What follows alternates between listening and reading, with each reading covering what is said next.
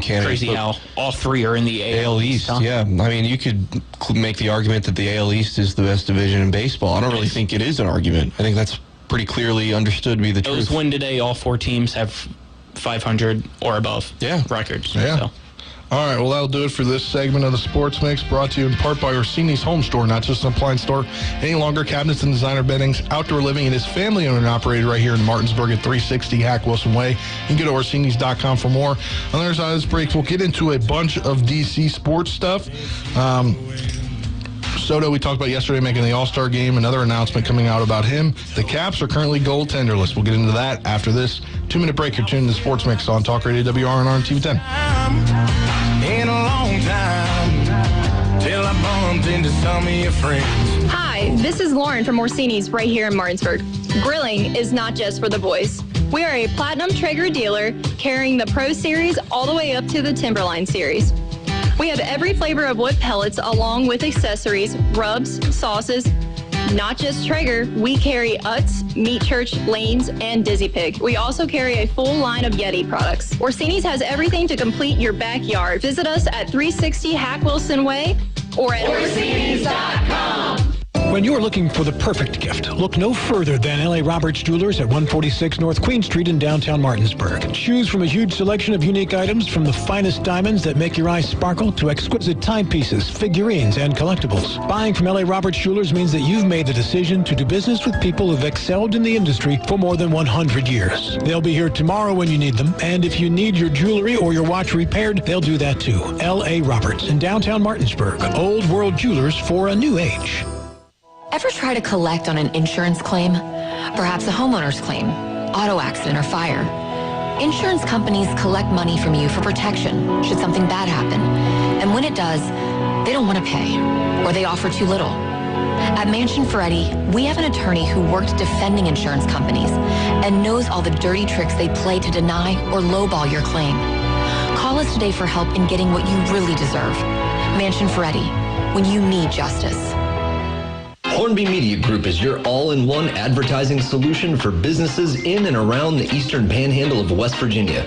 Print, radio, television, and social media platforms work together to maximize your ability to reach target demographics. Go to talkradiowrnr.com or call us at 304-263-6586 and let us design the perfect advertising package that will suit your needs and your... Do you need a place to go for a quick tobacco, soda, snacks, cigarettes, or beer run? Well, then you're in luck, because Enter and Exit has convenience without the cost. Enter and Exit right off Route 11 is located at 31 Meadow Lane in Martinsburg and soon to be opening in Chambersburg, PA. Enter and Exit is open Monday through Saturday from 8 a.m. to 11 p.m. and Sundays from 9:30 a.m. to 8 p.m. For great convenience without the cost, stop on into Enter and Exit today. A Honda is more than just a vehicle. It's a gateway to spring adventure. Start your adventures with Honda, the brand owners are calling the most fun to drive. For a limited time, well-qualified buyers can get a 0.9% APR on a 2022 Honda HR-V and a 1.9% APR on a 2022 Civic or Accord. New vehicles are arriving daily at a local Honda dealer. CMA's Honda of Winchester, 3985 Valley Pike. CMA, moving lives forward. See dealer for financing details. Exclude Civic SI 2021 ACSI survey of customers rating the performance of their own automobiles. The following is a special sports broadcast presentation of Talk Radio WRNR Martinsburg. Play ball! It's time for the excitement of American Legion Baseball featuring the Berkeley Post-14 Hornets. Today's game is brought to you by Bechtel Jewelers, the Brown Funeral Homes and Cremations, Hagerstown Ford, Orsini's Home Store, the Mansion Ferretti Law Firm, Modern Renovations, the Mirius Group of Financial Advisors, Parsons Ford of Martinsburg. And now let's go live to the field and join our Talk Radio WRNR and TV10 broadcast team. Oh, Spencer. That was a good old night.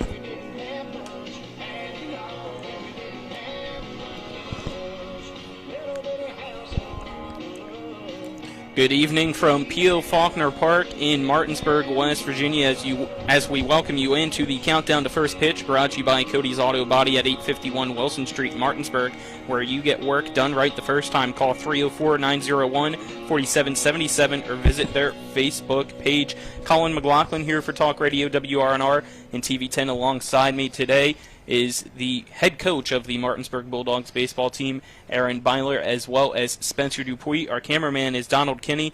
Back at the studio, it's Avery Newport. American Legion baseball action on hand tonight as the Berkeley Post 14 Hornets play host to the Bedford Post 113 Hurricanes out of Pennsylvania. Welcome in, guys. It should be a great day of baseball. Both teams very high scoring coming into today with some pretty great records overall as well. Yep.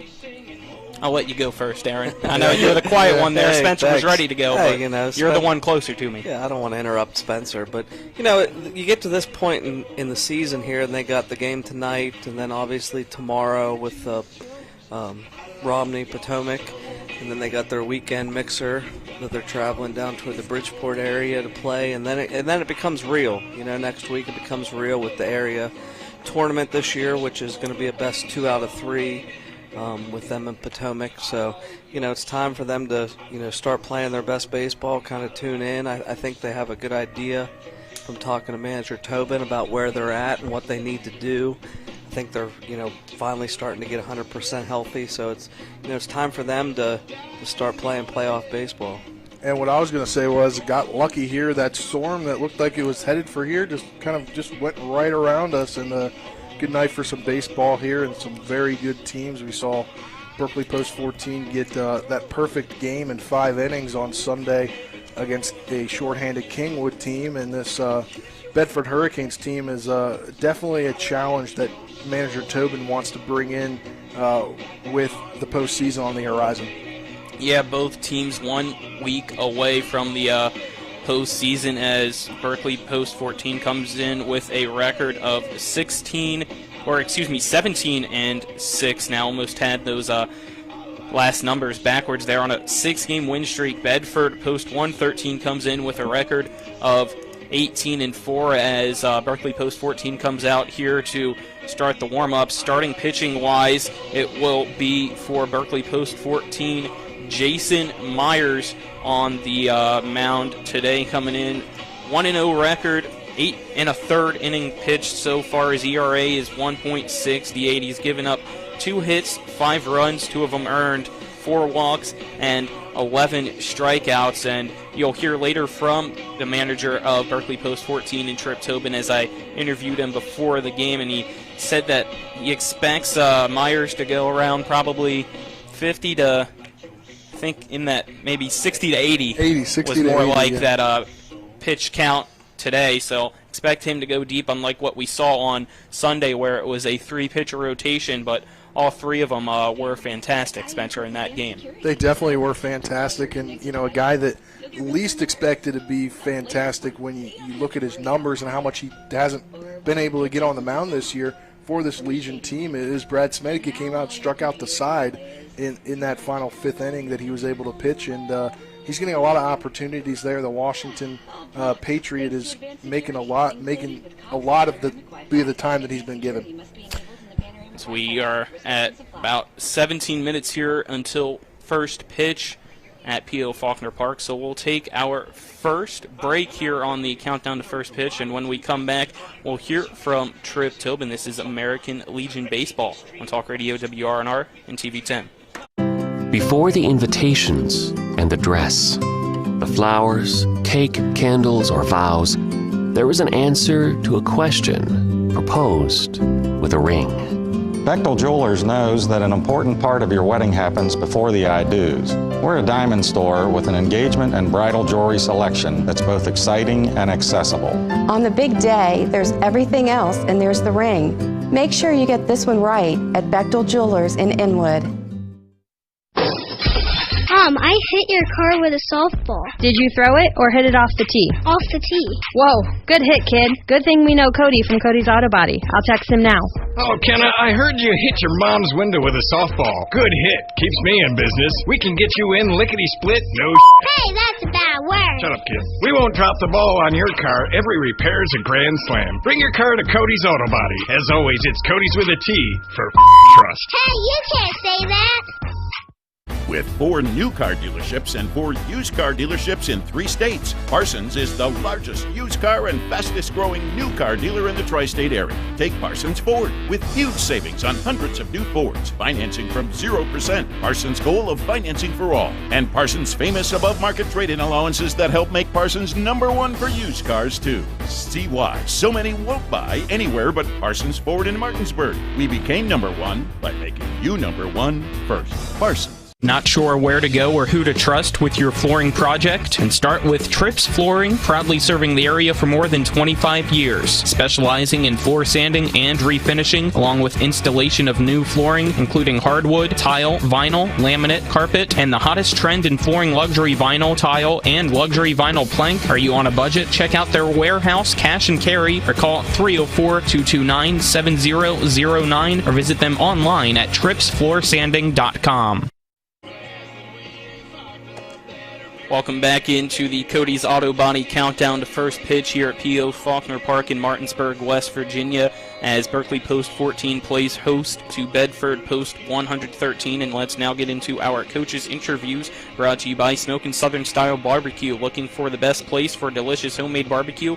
And go to Smokin' Southern Style Barbecue, located at 2142 Winchester Avenue, or call them at 304-620-7651. And here is the interview with the Berkeley Post 14 Hornets manager, Trip Tobin.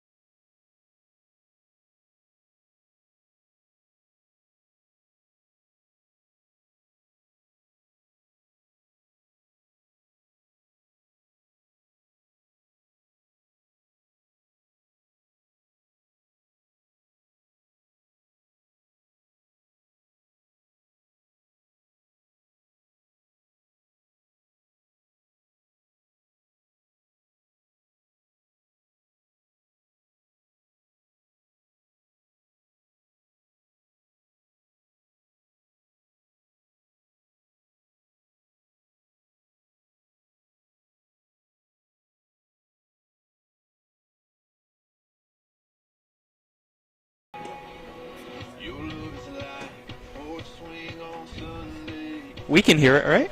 Because you can't use that one at all. I've used that last time. It doesn't work for some reason.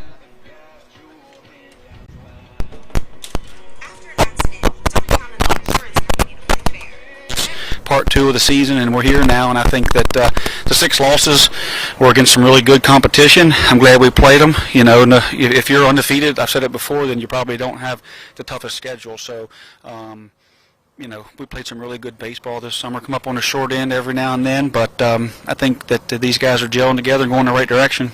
All right, anything else, Trip? No, just hope this rain holds off. Looks like we might have got by it, and umpires are on their way. Looks like we're going to play ball. All right, thank you. Good luck. Thank you. And that was Trip Tobin, the manager of the Berkeley Post 14 Hornets. Apologized there for a little sound difficulties, but hopefully you heard most of it. I know we could, so we can talk a little bit about it here. As we mentioned numerous times, this team's playing some pretty great baseball as of late. Back-to-back shutouts there on Sunday, including the combined perfect game for the Hornets.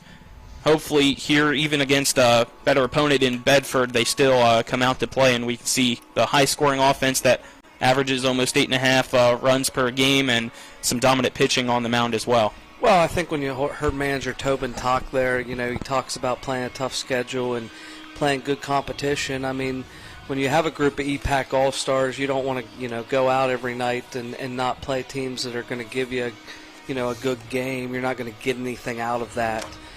So Bedford's another quality team in here tonight, and I think that's just what they need, because none of these games, much like the high school season where none of these games really matter, it just all comes down to that best 2 out of 3 with Potomac Valley. So, the more teams, put it in a high school perspective, the more teams that you can play that are as good or better than the teams you're going to play in the playoffs are only going to make you better. And both teams with a limited amount of players today. A couple guys couldn't make it for both teams. Just looking at Bedford's roster, they got 10 guys and 2 on the bench, so that includes the DH, so a total of 12.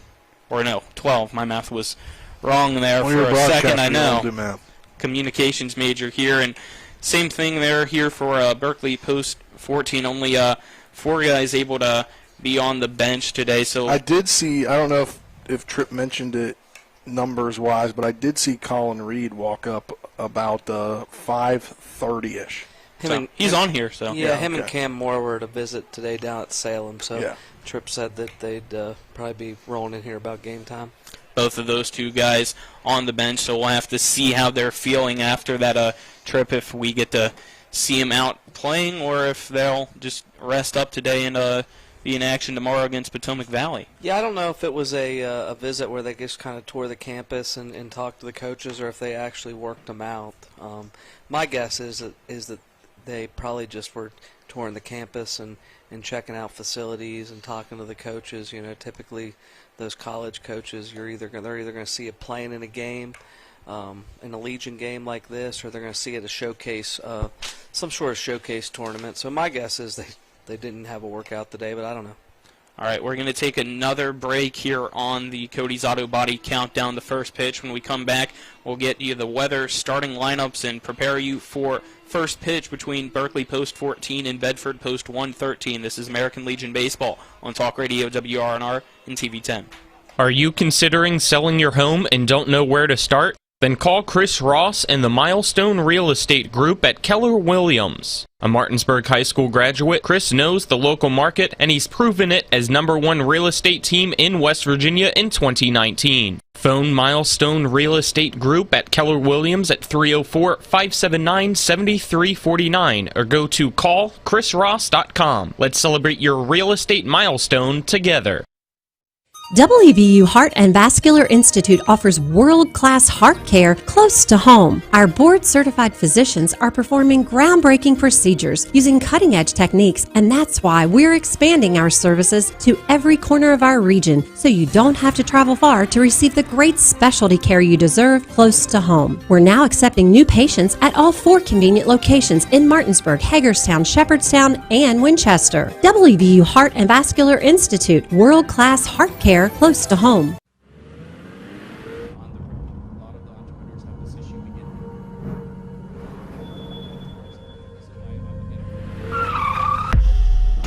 You've been in an accident. A distracted driver put texting over safety. Your injuries, loss of income, and medical bills can last a long time, even a lifetime. Our job is to try and secure justice that will protect you and your family for the rest of your life. Mansion Ferretti, when you need justice. Providing reliable protection since 1877, we are Farmers and Mechanic Insurance Companies. For over a century, we have been dedicated to provide dependable insurance protection and excellent customer service. We specialize in auto, home, farm, and business insurance. Our products are backed with personal, hands-on service. You can trust us to protect what matters most to you.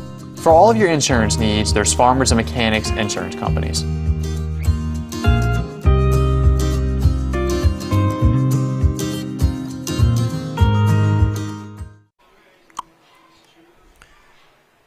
Welcome back here to P.O. Faulkner Park. Colin McLaughlin here for Talk Radio, WRNR, and TV10. Alongside me is Martinsburg Bulldog baseball head coach Aaron Byler and Spencer Dupuis, our producer, as well as color commentary. Our cameraman's Donald Kinney back at the studio. It's Avery Newport as we get ready for baseball action between Berkeley Post 14 and Bedford Post 113. Let's get into today's starting lineups brought to you by Trips Flooring. Not sure where to go or who to trust with your flooring needs? Call Trips Flooring at 304-229-7009 or online at tripsfloorsanding.com. And let's start with the visiting Bedford Post 113 Hurricanes, coming in with a record of 18-4. They are coached by Jordan Mills and Scott Wegerman. Batting first for them in center field, number 23, Matt Wysong. Batting second at third base, it's number 2, Trevor Wyant. Batting third, the shortstop, number 7, Andrew Laser. Batting cleanup for Bedford at second base, number 1, Nate Wysong. Batting fifth, the pitcher, number 18, Trenton Malott. Batting sixth, the designated hitter, number 20, Jesse Chamberlain. He will DH for the right fielder, number 22, Luke Mickle. Batting seventh, the catcher, number 3, Joey Huxta. Batting eighth at first base, number 26, Ty Decker. And rounding out the lineup for Bedford in left field, number 5, Quincy Swaim. Let's now get Berkeley Post 14. They're managed by Trip Tobin with a record of 17-6. Batting first for them in center field, number 10, Jordan Camby. Batting second in left field, number 9, Conor Bailey. Batting third for the Hornets at second base, number 19, Camian Gonzalez. Batting cleanup, the designated hitter today, number 7, Riley Bubb. Batting fifth at third base, number 11, Dylan Stevens. Batting sixth, the shortstop, number 6, Braden Stottlemyre.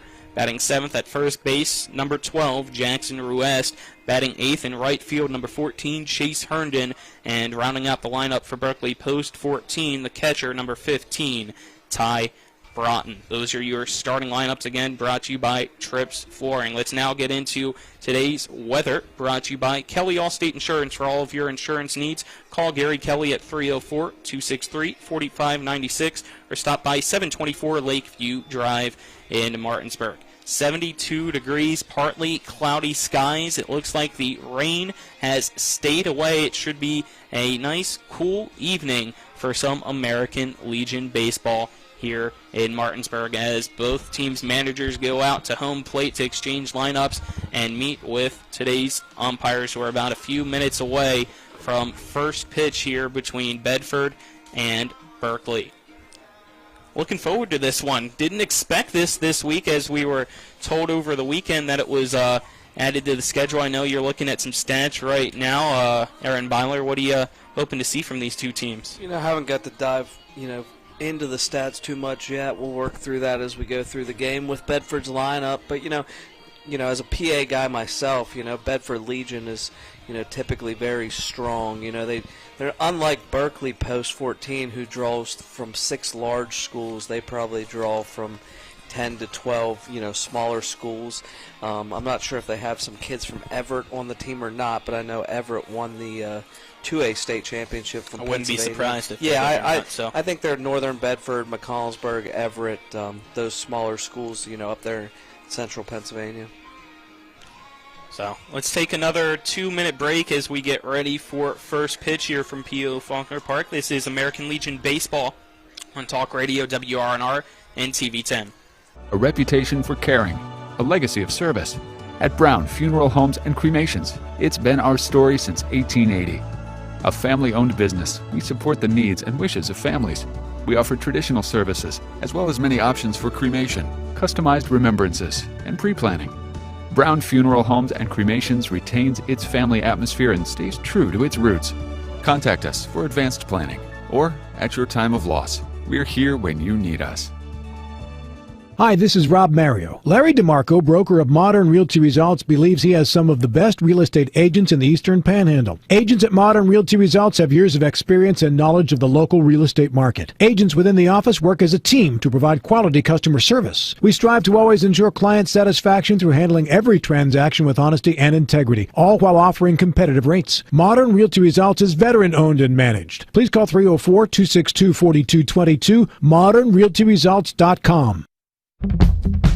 Hagerstown Ford continues to be your leader in car sales up and down the I-81 corridor. We will beat any and all competitors' prices, and we've made buying a new car easier than ever with one-day delivery better than Amazon and a return policy better than Walmart. Your satisfaction is our guarantee. If you don't like it, simply return it and we'll come pick it up. No questions asked. Why would you shop anywhere else? At Hagerstown Ford, we take great pride in our community and supporting our local student athletes. That's why Hagerstown Ford is the official car dealership of Shepherd Rams quarterback Tyson Bagent. Our remote buying process has made new car shopping so easy, you'll never even set foot in a dealership. Simply go to HagerstownFord.com and click on the car you want to buy it, or use the Axle Auto app. It's that easy. You can order your new car on any device. Go to HagerstownFord.com and get your new car signed, sealed, and delivered from Hagerstown Ford. Welcome back here to P.O. Faulkner Park. Colin McLaughlin for Talk Radio WRNR and TV10 on the call. Alongside me is Martinsburg head coach Aaron Byler and Spencer Dupuy. Our cameraman's Donald Kinney back at the studio. It's Avery Newport as we get ready for first pitch, and your first pitch is brought to you by Mountaineer Kitchens and Baths. They ensure that your home is both beautiful and functional. For a free consultation, call 304-267-6262 or visit mountaineerkitchens.com. Custom work done with care. Beautiful day here at P.O. Faulkner, and guess what? The sun's out, guys. I didn't think we'd be saying that, because if you look to the right there at Charlotte Prather, the softball field, still dark skies, but right here to our left, the sun is out, and it's a beautiful evening. Well, I just wonder if, since, I'm on the broadcast tonight with you guys, do I get to delinquish my field maintenance man duties if it rains? Do I have to go put out the turfus, or do you think Manager Tobin and staff will handle that? It's your field. I mean, how many staff members they got over there? At least 3 or 4, right? Yeah, I think I'm staying where it's dry if it rains. Yeah. They can figure it out. So we get ready to start here as Berkeley Post 14 takes the field. They're in their blue hats with red visor, blue uniforms on the top with red numerals and letters on the front, white pants. As for Bedford Post 113, all white uniforms with orange sleeves and a tri-colored hat with green, white, and the orange logo on the front as we get ready here for baseball between Bedford Post 113 and Berkeley Post 14. Due up for Bedford. It is going 1-2-3. Wysong, Wyant, and Laser as we look on the mound defensively. Goes like this for Berkeley Post 14. Pitching, Jason Myers. Catching, Ty Broughton. At first, it's Jackson Ruest. Second base is Camian Gonzalez. Shortstop, Braden Stoudemire. Third base is Dylan Stevens. And from left to right in the outfield, it goes Conor Bailey, Jordan Camby, and Chase Herndon. The final warm-up throw for Jason Myers on the mound is concluded, and we're getting ready for first pitch here at P.O. Faulkner Park. As trotting out of the first base dugout is number 23 for Bedford Post 113, Wysong. He comes in batting .514 with 2 home runs and 10 RBIs as Matt Wysong steps into the right-handed batter's box, steps out and takes a couple practice chops before we get underway. Yeah, Buck Huffmaster, the umpire behind the plate, and then Alderman down at first will move to second when they go to that second position. Meyer sets. First pitch at 6:03 is a fastball below the knees of Matt Wysong for ball 1 to start things off here in the top of the first. Myers gets the ball back from Broughton. The kick in the delivery. Another fastball that goes low. The count now 2 balls and no strikes to Bedford's leadoff batter and Matt Wysong. Pitch. This one right at the knees. The count's now 2-1 against Wysong for Jason Myers. Yeah, and Jason Myers only having pitched in 8 in the third innings this summer over 4 games with 2 starts. Ground ball to the shortstop, Braden Stodden scoops it off the dirt. The throw not in time, as hustling in safely is Matt Weissong for an infield leadoff single to start off this top of the first inning. Yeah, when you look at that .514 batting average that he came in with, obviously some of those hits were probably some infield hits, but looking at his speed there, the way he got down the line. It was a great throw, and Ruest was able to scoop it up off the dirt. He just beat it by a step. That brings up now Wyant, third baseman, with a .414 average and 7 RBIs on the season for Bedford, post 113. Yeah, they got some guys at the top of this lineup that, above average batting averages. Stevens might be inspecting a bunt, but the first pitch taken by Wyant inside for ball 1 as the third baseman just at the edge of the grass there, the infield.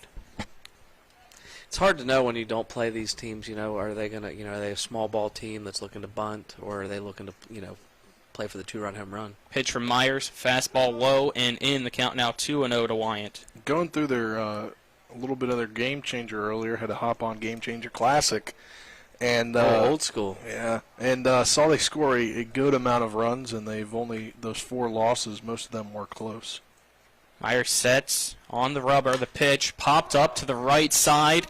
Ruest trying to find it in the sun. He's in foul territory. Gets caught off by Gonzalez, who makes the catch for out number 1. Nice play there by Camion, just taking charge. I don't know if Ruest saw it right off the bat. Number 7. And Camion Gonzalez going to transfer from Davison Elkins to Shepherd. He announced that at the end of last week after deciding where he wanted to transfer to. Brings up Laser. So he'll stay home, the Jefferson County product. 1 out runner on first in the top of the first. We're scoreless between Bedford post 113 as the runner goes. The throw, 1 hops off the glove of Gonzalez, but scooping it up is Braden Stodden. Steal successful for Weissong.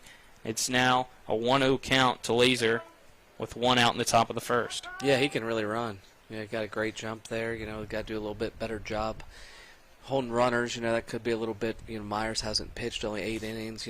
Due to a little bit of an arm injury, but seems to be getting healthy. Last time we saw him out, he threw 2 really strong innings. So expect good things out of him tonight. Looks like Laser going with a wooden bat here in the box as Myers sets the pitch. Fastball low and in, the count now 2 balls and no strikes to Laser. That's how all 3 batters so far have started out against Myers, a 2-0 count. Runner on second as Myers looks behind him twice. Pitch. Catches the inside corner of home plate for strike 1. Yeah, don't want to be working behind all night. You work behind all night against this team, you might be in a little bit of trouble. I don't know who they have in the bullpen. 2-1 count to Laser. Third batter in the lineup for Bedford, post 113. Fastball, 1 hops off home plate. The count now 3 balls and 1 strike. Hurricanes 18-4 this year out of Bedford, as they've already qualified for their regional tournament, so they won't have to play next week to start the postseason.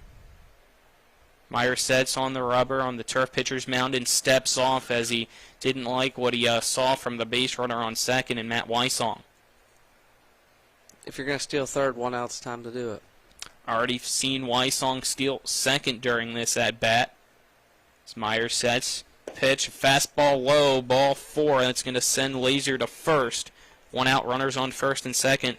Now the other Weissong in the lineup up to bat in the cleanup spot. That is number 1, Nathaniel Weissong.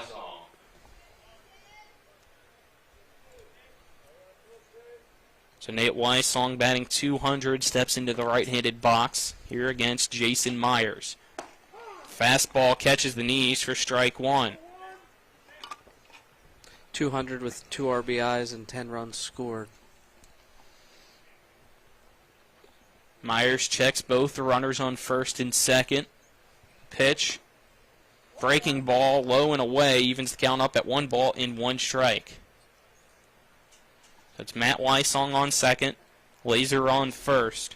Nate Weissong up to bat here in the top of the first as it's 0-0 between the Hurricanes and the Hornets. Fastball from Myers, low and in, the count now 2-1. Yeah, he keeps falling behind. You know, you like to see him start ahead. Well, this was the first at bat that he started off with a strike. He sets the kick and the delivery in the turf as Ty Broughton has to drop down and keep it in front of him. The count now 3-1. Looking over to the third base side to see if we might have some action in the bullpen or any motion at all in that dugout, and it seems like we don't have anything yet as Meyer so far is struggling a little bit on the mound trying to get settled in. Pitch in the turf again, back-to-back walks will load the bases for Bedford with one out to bring up Malott. Now batting, number 8. I think Sam Wall's pitching coach is going to go out and talk to his pitcher here, and that he will. It's Nate Weissong on first, Laser on second, and Matt Weissong on third now with one out as we're in the top of the first between Bedford Post 113 and Berkeley Post 14 here at P.O. Faulkner Park. 2 walks, a single, and a pop-up in foul territory caught by Camian Gonzalez is what we've had so far. Not in that exact order, but that's where we're at right now. Looks like Myers is getting some good instruction out from Sam out there on the mound. Sam's almost going through exactly the technique that he wants him to use and trying to fix that motion. You know, that's a great asset for Tripp and Post 14 to have Sam. You know, very, very quality pitching coach over there in that dugout. Even though the Hornets play here all summer home-wise, still different pitching on turf than it is on dirt. Yeah, I don't know if there is a difference, but I think it's for the better because you don't have the holes that dirt creates. First pitch to Malott from Myers, low and in for ball 1. And I'm a huge fan because I don't have to fix those holes after the game. How's the turf? You say after one season, how do you think it is compared to what you would have gone in thinking?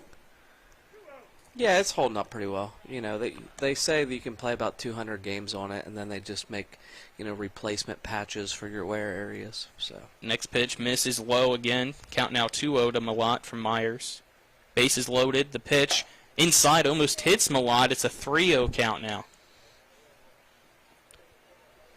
Myers is really trying to rely on his fastball, just hasn't gained control of it so far here in this top of the first. 3-0 pitch, low ball 4, so third straight walk will allow Matt Weissong to walk his way home. It's now 1-0, Bedford Post 113 in the first with one out to bring up Chamberlain with the bases loaded. Yeah, not the way you want to start, you know, and especially I'm sure some of what Sam told him is, you know, look at the defense behind you. They got an all-star defensive setup behind him. Just throw across the plate and let him play. It looks like Colin Reed heading out there to the third base or the home bullpen. This pitch wild. Ty Broughton tries to find it to throw. No runner going, but the runner at first went. So Ruest has in the pickle right now Malott between first and second. He fakes a throw to second, tags the runner, now throws home, not in time. That's going to allow Laser to score. A throw to second, sliding in safe is Weissong. It's 2-0 with 2 out. Yeah, a little funny play there. You know, the guy on first thought that everybody was going to advance. They didn't. He gets caught in a rundown. You know, it worked out. You know, Post 14 will probably take an out there, and Post 113 will probably take a run. So everybody's, you know, probably okay. But you don't like the start if you're Post 14 here. So now only a runner on second. 2 out, 2-0. 1-0 count to Chamberlain. Pitch from Myers up and in. The count 2-0 to Chamberlain. Chamberlain batting .408, no home runs, 9 RBIs for the designated hitter today for Bedford. Myers checks the runner behind him. Fastball right down the middle to Chamberlain. Makes the count now 2 balls and 1 strike. Also using the wood bat. I don't understand it. You know, you're able to not use wood in this league, so why wouldn't you use what's best? Another fastball. Catches inside. Counts now even at 2-2. And I didn't catch on to it until I think it was either Laser or Nate Weissong, the wooden bat. So I don't know if they're all using it, but looking over at the first base dugout, I believe so. Pitch just looked like it might have grazed the shoulder of Chamberlain, but no reaction, so it's ball 3 to make the count full. Yeah, it's pretty interesting because, I mean, there are wood bat leagues at that they have, and they're using in Legion, which you can use both. Payoff pitch, a grounder right back up the middle, charging forward. Stoudemire the throw to Ruest in time for out number 3. 2 runs cross the plate. It's Bedford post 113-2, Berkeley post 14-0 wide to the bottom of the first after this 1-minute break. This is American Legion Baseball on Talk Radio WRNR and TV 10. Mom, I hit your car with a softball. Did you throw it or hit it off the tee? Off the tee. Whoa. Hey, you can't say that. Not sure where to go or who to trust with your flooring project? And start with Trips Flooring, proudly serving the area for more than 25 years, specializing in floor sanding and refinishing, along with installation of new flooring, including hardwood, tile, vinyl, laminate, carpet, and the hottest trend in flooring, luxury vinyl, tile, and luxury vinyl plank. Are you on a budget? Check out their warehouse, cash and carry, or call 304-229-7009, or visit them online at tripsfloorsanding.com. Back for the bottom of the first inning now, as it's the Hurricanes of Bedford, post 113, leading the Berkeley post 14 Hornets 2-0 after the top of the first, in which we got 2 runs off 1 hit and 3 walks that were issued from Jason Myers. Due up for Berkeley post 14 is Jordan Canby, Conor Bailey, and Camian Gonzalez, the 1-2-3 batters to start us off. Defensively, Bedford looks like this. Pitching, Trenton Malott. Catching, Joey Hucksta at first. It's Ty Decker. Second, Nate Wysong. Shortstops, Andrew Laser. Third base is Trevor Wyant. And from left to right goes Quincy Swaim, Matt Wysong, and Luke Mickle. Last game out, you saw Jordan Canby hit a home run to left field. That one there at Hampshire High School on Sunday. Hit the batting cage. It was a beautiful home run, and almost saw a second one. I'm trying to remember who it was that hit off the wall. Yes, Smedic had that beautiful shot as well to left. First pitch, outside from Malott to Canby for ball 1 to start off the bottom of the first. 10 runs off 11 hits there in that Sunday victory. Canby, hard chopper to the second baseman. Wysong scoops it off the dirt, spins around the throw to Decker in time for out number 1. Almost looked like that was going to just barely sneak under the glove of Nate Wysong, but he was able to make the play and able to keep his balance for a pretty nice throw as well to first. Yeah, nice play there by the young man. Canby runs really, really well and made that play very close at first base. Conor Bailey up to bat now for Berkeley post 14, stepping into the right-hand batter's box. The first pitch breaks outside for ball 1 off the chest of Joey Hucksta. He'll scoop it up off the grass in front of him and toss it back to Trenton Malott. Malott steps on the rubber from behind the pitcher's mound. Sets the kick and the delivery from Malott.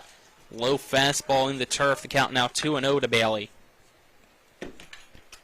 Bailey steps out of the right-handed box, takes a practice swing or two, and steps back in.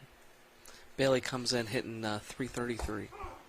Fastball catches the knees. The count now 2-1 to Bailey. Has only played in 7 games. I think he was on vacation there for the first part of the season. 1 out, nobody on. The pitch chopped right back to the pitcher, Trenton Malott. He catches it above his head, chucks it to first for out number 2. Now batting, number 19, Camian. Great reaction there by Trenton Malott on the front of the pitcher's mound to put the glove right next to his head. Snag that one out of the air, otherwise it might have went right up the gap. Yeah, nice play. You don't know if it's reaction or just self-defense at that point. Either way, it worked. Worked well. Camian Gonzalez takes the first pitch, low and away for ball 1. It's now 2 outs in the bottom of the first. Next pitch, right down the middle. Counts now even at 1-1 for Gonzalez. 2-0. Bedford leads Berkeley post 14. Swing and a miss. Count now 1-2 on the breaking ball. Yeah, he swung that one like he wanted to take it out of the park. Gonzalez is hitting .438, 23 games played, 32 hits. Gonzalez steps into the box. Pitch from Malott. Swing and a miss as Hucksta unable to catch it, but he's able to scoop it up to his left A throw to first in time. 3 up, 3 down go Berkeley post 14. At the end of 1, Bedford post 113 leads 2-0. This is American Legion Baseball on Talk Radio WRNR and TV 10. We're back in 60 seconds. Mayhem is everywhere. I'm your new bangs, and you can't stop staring at me. That's it. Just tilt the rearview mirror over here. And while you're checking me out more times than a library book, your car is wandering into that lane over there. More bangs?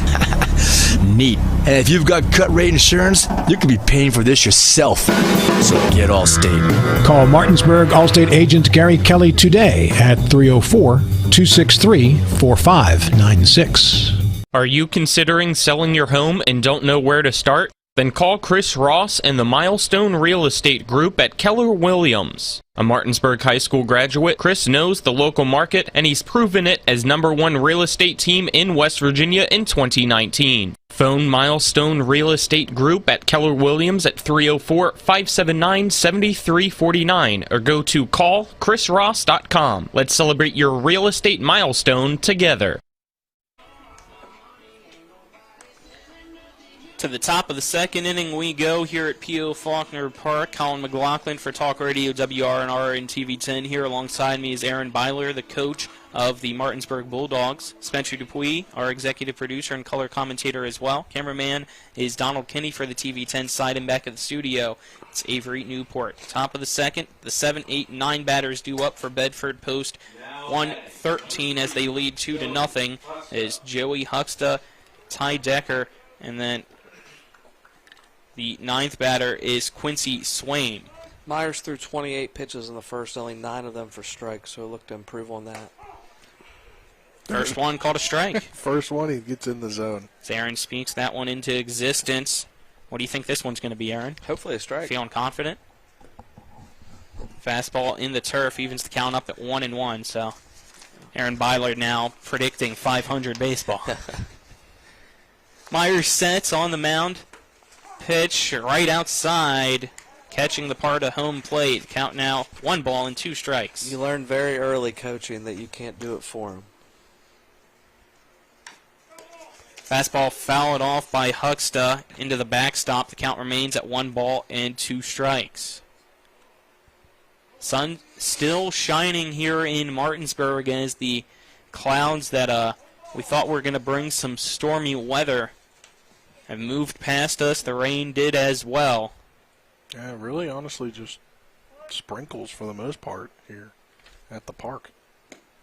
Fastball misses low and away, evens the count up at 2 balls and 2 strikes to Joey Huxta. Nah, you call it sprinkles. It rained a little bit before you came. Not too bad. Huxta grounds it, diving forward as Stevens scoops it up. The throw across the diamond to Ruest in time for out number 1 against Huxta. Heck of a snag there by Stevens, able to get it over there in time. I almost thought it went under his glove because I saw Stodden still running to back him up, but then I saw Stevens jump up and make the throw. So great play by him for out number 1 to bring up Ty Decker now for Bedford. Fastball high and outside for Myers. Decker takes ball 1. Decker, I believe, the first lefty we've seen. Pitch found to the left side, evens the count up at 1-1 as it goes towards the third base dugout. 1-1, 1 out. Top of the second, it's 2-0. Bedford post 113, leading Berkeley post 14. Fastball from Myers catches the outside part of the plate. The count now 1 ball and 2 strikes. Decker batting .278. No home runs, 3 RBIs. Swing and a miss for the first strikeout by Jason Myers. Out number 2 in the top of the second inning. I think he went in the dugout and maybe got a little more talk from pitching coach Sam Walls, and he's come out and he's kind of totally turned around from that first inning. What do you tell him, throw strikes? I guess so. I mean, it worked. Brings up Quincy Swain. First pitch swinging. It's a blooper. Down the first base line. Diving for it and missing. Chase Herndon. It's in fair territory. Picking it up is Jackson Ruest. It's a 2-out single for Quincy Swain to go to the top of the order and bring up Matt Wysong. Great effort there by Chase Herndon in right field. You could just kind of tell from our angle off the bat that that was probably going to end up in no man's land. just about a foot or so in front of him and about a foot away from the first baseline as well. Yeah, that first baseline's a little hard to see. Somebody should have repainted that today. Wonder who to blame there, Aaron. It's got to be Tobin, right?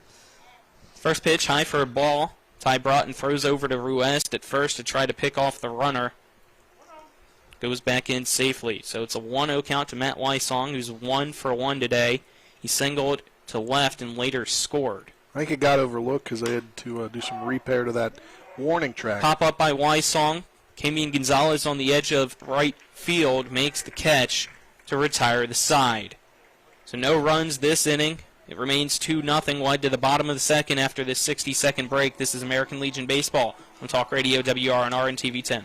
Hi, this is Caleb Wilkerson with Boats and Soaps Cleaning Services, a fully mobile, veteran-owned and operated business. We provide commercial and residential cleaning services, mobile auto detailing, as well as vacancy cleanout services serving within 60 miles of the Martinsburg, West Virginia area. Call us Monday through Friday, 8 to 5 p.m. at 304-268-9198. Again, that's 304-268-9198. Or check us out on Facebook, Boats and Soaps Cleaning Services. Advanced technology, compassionate care. That's what you get with WV Medicine General Surgery. Our expert team of board-certified surgeons at WV Medicine Berkeley Medical Center and Jefferson Medical Center combines state-of-the-art technology with patient-centered medical care. With 3 convenient locations, WV Medicine General Surgery offers a variety of robotic and laparoscopic surgery options featuring revolutionary treatments resulting in better surgical outcomes and quicker recoveries. For appointments, call 304-596-2150. Welcome back as we head to the bottom of the second. Riley Bubb, Dylan Stevens, and Braden Stodden, the 4-5-6 batters, due up for Berkeley post 14 as they trail Bedford post 1 13-2-0. Much better inning there for Myers. You know, the first inning he threw 28 pitches, and then that last inning he only threw 12. So that'll get you healthy quickly. That's the voice of Martinsburg head coach Aaron Byler. This is Colin McLaughlin here for Talk Radio WRNR and TV 10. Spencer Dupuis on the call as well. Donald Kinney's our cameraman. And Avery Newport back at the studio. Can't forget you, Spencer. I'm just glad I don't have to change that camera angle. I'm not sure I changed it one time when I was supposed to be doing it last game. Trenton Malotte's first pitch, a breaking ball, catches the outside part at home plate against Bubb for strike 1, and that's how we'll start this bottom of the second inning. You can blame that guy to your left because he went on vacation and had to be the longest. Chopper to third. Trevor Wyatt scoops it up, throws it across the diamond to Ty Decker for out number 1. Yeah, I don't ever want to do that again. Blame Colin. He took the longest vacation and during the most events that we had to do. Sounds like great timing to me. Exactly. And then he's got another 2-3 day vacation coming up here. That's just a weekend one. Going to Cincinnati. Ease up. I want to go see the Orioles. You can see them in Baltimore. Stevens fouls this one to the backstop for strike 1. Stevens hitting .364 in 20 games with 16 hits, 19 runs scored. Breaking ball from Malotte makes the count now 1-1 as it scoops off the turf home plate. Stevens back into the right-handed box. The pitch just misses the knees. Might have been outside a little bit as well. The count now 2-1. 1 out in the bottom of the second. Pitch from Malotte. Outside the count 3-1 to Dylan Stevens. Yeah, Dylan Stevens with that good eye to keep here, and I'd expect him to let this one go by. 1 ball away from being today's first base runner, possibly for Berkeley post 14. The pitch, ground ball. Wyatt at third, fires it across. Jumping up is Ty Decker. His foot able to get back on first in time for out number 2. Number 6, Braden Stodden. Throw being a little high wasn't a problem there for the first baseman. And both Bubb and Stevens have now grounded to third. 2 out, Braden Stoudemire up to bat. Malotte's been very efficient. You know, he's got 5 outs on 17 pitches, so he's grooving right now. First pitch to Malotte, or from Malotte, excuse me. Called a ball to Stoudemire, makes the count 1-0, and he's doing what we said Berkeley Post 14 needs to do as this pitch catches the knees, evens the count up at 1-1, and that's pitch to contact. The old high school saying is, throw strikes, high school kids will get themselves out, but these guys are, a step above, but still out. Another ground ball, Wyan at third. The throw, though, pulls Ty Decker this time off the bag as it was going more towards the first base dugout. So that'll allow Stoudemire to reach first base safely, and we'll see if they officially rule that an error by the third baseman, Trevor Wyan, or if they'll say it's an infield single. I got it E5, but we'll see what they say. It looks, game changer looks to be a pitcher. Let's just roll at E5. Majority rules, right, Aaron? Yeah, I think it's got to be a throwing error. Jackson Ruiz, the left-handed batter, up to bat now for Berkeley Post 14. 2 outs, runner on first. He squares to bunt right down the third base line in the turf. It's on the line, and it's going to stay fair. An infield bunt to put runners on first and second. A gutsy call there by Berkeley Post 14 pays off beautifully. Yeah, I like it. Was it Landon Siffert there in the sectional game against Musselman that had that bunt that landed exactly on the same spot? I want to say so too, but I think when you get a bunt on turf, it's obviously different than bunting on dirt. Yeah, maybe that's the secret to our success next year. Just bunt and hope it lays on that line. Practice it, right? Yeah. Brings up the right fielder, Chase Herndon. Little 2-out rally possibly brewing here for Berkeley Post 14, and this one ripped into right field. Herndon at first, a runner rounding second and third. Stoudemire comes home to score. It's now 2-1 in the bottom of the second inning. The lead cut in half for Bedford. 2 outs, runners on the corners now. Great piece of hitting there by Stoudemire, but what will probably go unnoticed is how well Mickle was able to get over there and cut that ball off. If he doesn't get to that ball, goes to the fence. Chase has got a double or a triple. Ruiz scores easily. It's a tie game. Real nice play by Mickle there with 2 outs to cut that ball off and hold Post 14 to 1 run. That brings up Ty Broughton as he makes his way out of the third base dugout. Had to wait a little bit as he had to take off the catching gear during this 2-out rally. Score now 2-1. Runners on the corners for Berkeley Post 14. Trenton Millott pitch, a breaking ball that ends up right down the heart of the plate for strike one. A little bit of movement right at the last second on that pitch. Millott sets. This pitch stays inside, the count even at 1-1. Yeah, it's got some nice last-second break there. Looked like that pitch was just trying to back Broughton off the front line of the right-handed batter's box as this pitch tried to make him chase outside, but Broughton able to hold the bat back, the count 2-1. Hey, I've got an update for what you were wondering earlier when it came to where Bedford draws from. According to Lena W. on our YouTube feed, they draw from Everett, Northern Bedford, and Bedford and Chestnut Ridge. Okay. Pitch from Millott. Catches the outside part of home plate. The count's now 2 balls and 2 strikes. I knew it was several of those schools. I didn't realize it. I figured it would be more with, I think what the Legion's, 6,000 enrollment you're allowed to draw from? 2-2 pitch. Just misses outside to Ty Broughton. The count now full at 3 balls and 2 strikes. It's Jackson Ruiz standing on third for the Hornets. Chase Herndon on first after his RBI single. 2 outs. The throw over to first trying to catch Herndon off the bag. Slides in head first safely as Ty Decker's tag was not in time. Trenton Millott sets the payoff pitch. Fastball. Blooped into left field. Trotting forwards, Quincy Swamy makes the catch for out number 3 to retire the side. Not before Berkeley Post 14 can add 1 and cut Bedford Post 113's lead in half. At the end of 2, it's 2-1. This is American Legion Baseball on Talk Radio WRNR and TV 10. Hi, this is Lauren from Orsini's right here in Martinsburg. Grilling is not just for the boys. We are a Platinum Traeger dealer carrying the Pro Series all the way up to the Timberline Series. We have every flavor of wood pellets along with accessories, rubs, sauces. Not just Traeger, we carry Utz, Meat Church, Lanes, and Dizzy Pig. We also carry a full line of Yeti products. Orsini's has everything to complete your backyard. Visit us at 360 Hack Wilson Way or at Orsinis.com. When will I be able to retire? How do I make the most of the money I have? How do I leave a lasting legacy to my loved ones? I'm Philip McCoy, financial advisor with the Mirius Group, a private wealth advisory practice of Ameriprise Financial Services Incorporated. Call us today at 304-263-4343 to help you make the most of your financial future. Our office is located at 1270 Winchester Avenue, Martinsburg, West Virginia. Ameriprise Financial Services Incorporated, member FINRA and SIPC. Welcome back here as we head to the top of the third between Bedford post 113 and Berkeley post 14. It's the score now 2-1 as the Hornets were able to cut the lead in half off an error followed by back-to-back singles by Ruest, and Herndon picking up the RBI single to right field.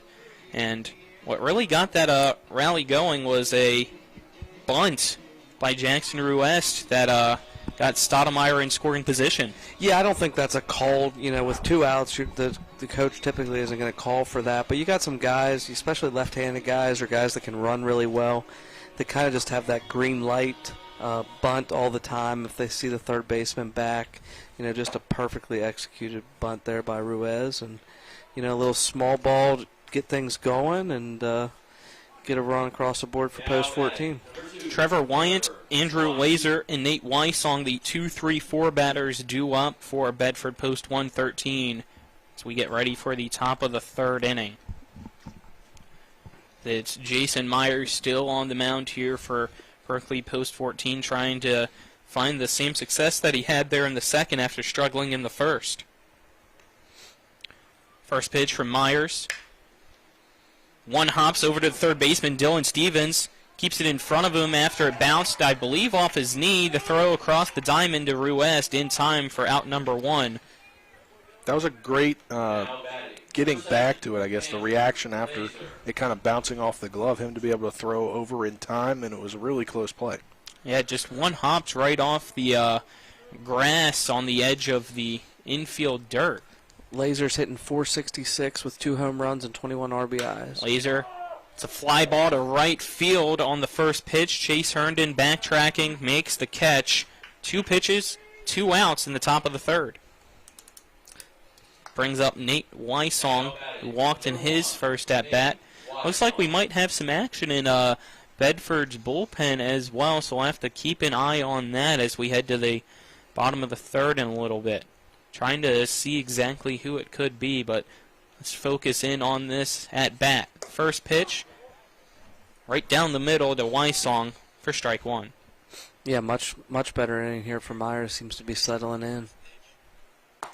Pitch again right down the middle. Count now 0-2 to Weissong. See if we can have 5-pitch inning. Jason Meyer sets the kick and the delivery. Fouled off the end of the bat of Weissong to the backstop. The count remains 0-2. 2 outs, nobody on in the top of the third. It's 2-1 Hurricanes leading the Hornets. Meyer's pitch. Fastball fouled off to the first base side. Count remains 0-2. So Weissong, after taking the first 2 pitches down the middle now, has found some contact with the ball, just not in fair territory yet. Meyer sets on the rubber. Pitch right down the middle. 2 hops to the shortstop, Braden Stodden. His throw a little bit low, but Jackson Ruest able to crouch down and make the catch for out number 3. 3 up, 3 down goes Bedford post 113. At the end of the top of the third, it remains 2-1. Led to the bottom of the third after this 60-second break. This is American Legion Baseball on Talk Radio WRNR and TV 10. If you love some delicious smoked barbecue but don't know where to go, then you're in luck. Smokin' Southern Barbecue has smoked ribs, chicken, pulled pork, and brisket, all topped with some homemade barbecue sauce. Smokin' Southern Style Barbecue is located at 2142 Winchester Avenue in Martinsburg. They're open Tuesday through Saturday from 11 a.m. to 5 p.m. Call them at 304-620-7651. So stop on into Smokin' Southern Style Barbecue in Martinsburg.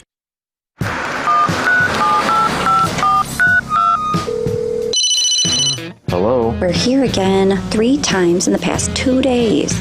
You're where? Bechtel Jewelers. Look. Can Mom hear you?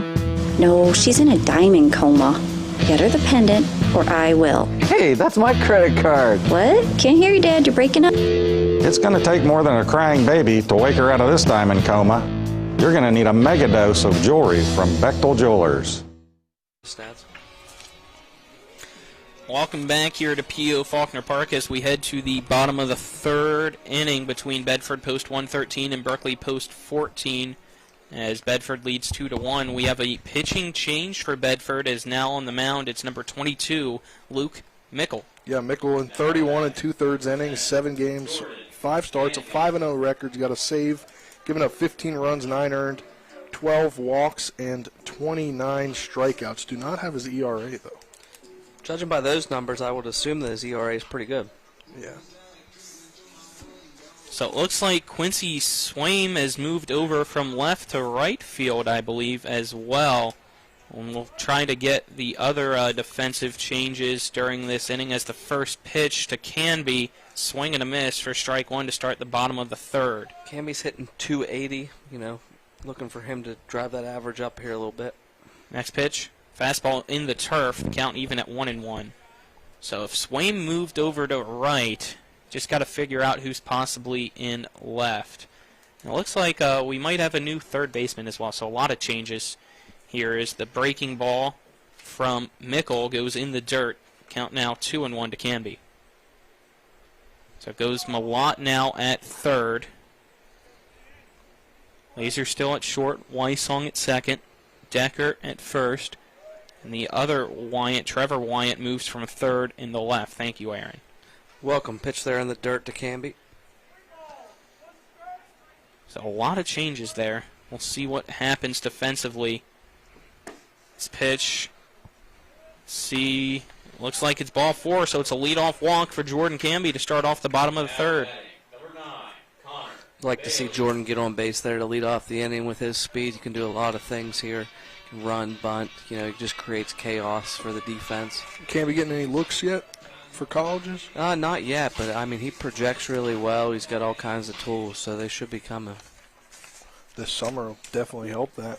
Conor Bailey up to bat now. If you can put a solid spring and summer together. Luke Mickle's first pitch, foul it off over our heads in the press box and out of play for strike one.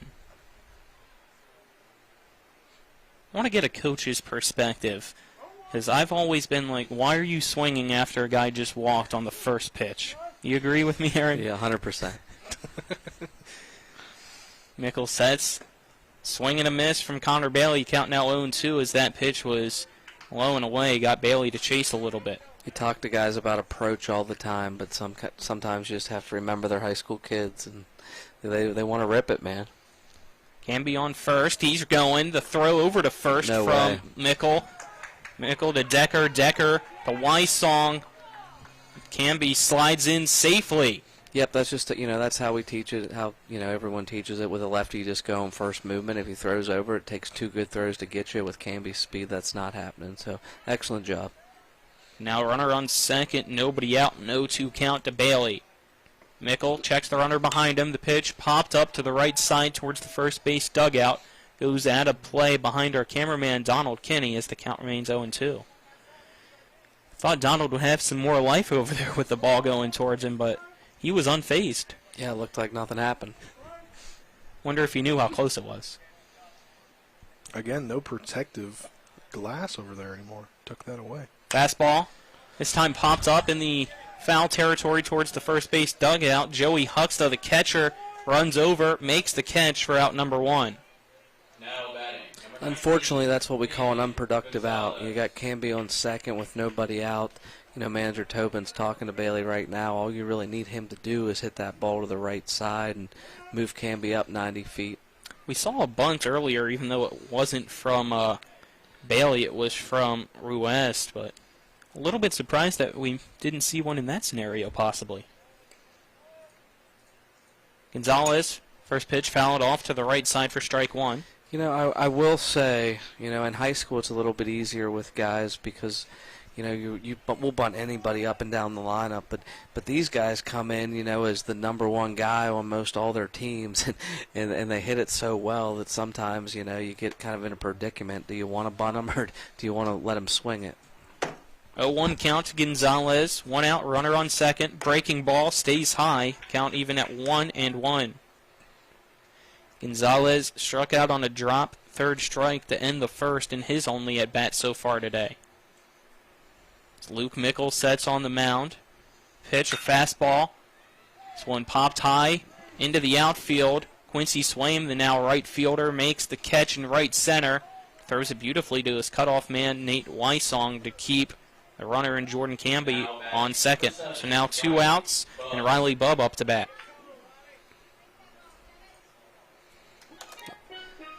Need Bub to come through here, unfortunately, Jordan's on second, nobody out, and we still yet to move him, so need Riley to come up here with a big 2-out hit. Yeah, Bub hitting right around 281, and this season in high school he was out a long time due to an ankle injury. First pitch, outside for ball 1 to Bub. Score 2-1. It's Bedford post 113 leads Berkeley post 14 in the bottom of the third inning. Camby leads off second. The pitch inside might have possibly hit the back foot of Bub.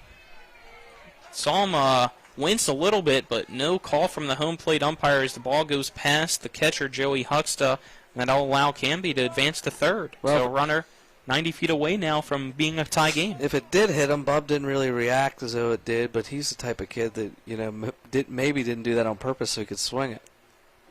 Pitch misses low.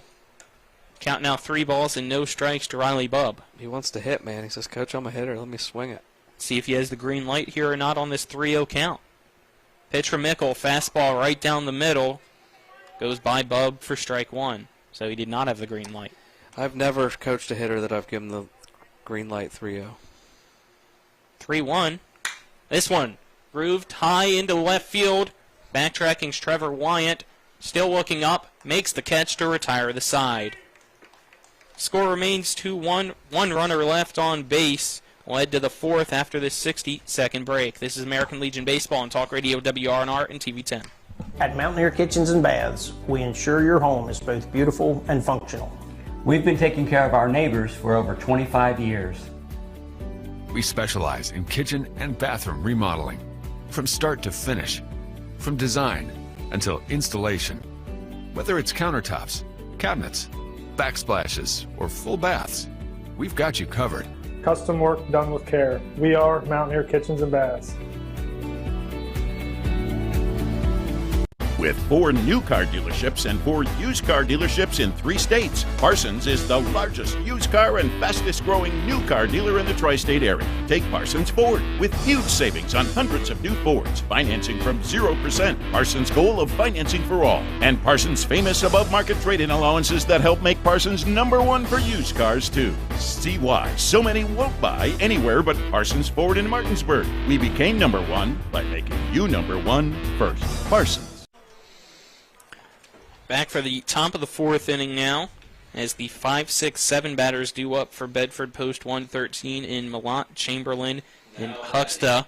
As Luke Mickle came into relief last inning for the Hurricanes. The final numbers for Malott pitching-wise, he went 2 innings, gave up 2 hits, 1 run, a strikeout, and no walks, and that run not earned as they had an error there before the run came across. Malott now up to bat. The now left fielder takes the first pitch right down the middle for strike 1.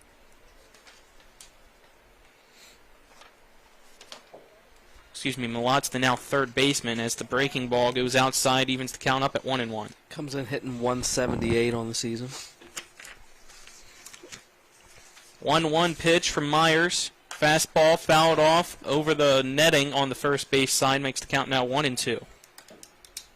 Malott in his last at bat walked and then was later tagged out in the rundown between first and second that eventually allowed the second run to cross the plate as well, and that's where we are now, a 2-1 lead for Bedford post 113. Pitch from Myers, fastball, rolls right back up the middle. Jumping above it is Jason Myers, but the shortstop Braden Stodden able to scoop it up, throw it over to Ruest at first for out #1. Yeah, great quick feet there by Myers to jump up. Don't know if it would have hit him in the feet, but obviously you want to get out of the way. That's not deflected. Yeah, because if it's deflected, you never know where it's going to go. Yeah. It could go back, it could go left, it could go right. You never know. Get out of the way and let your middle work. So 1 out, that brings up Chamberlain. And he swings for the fences and misses for strike one.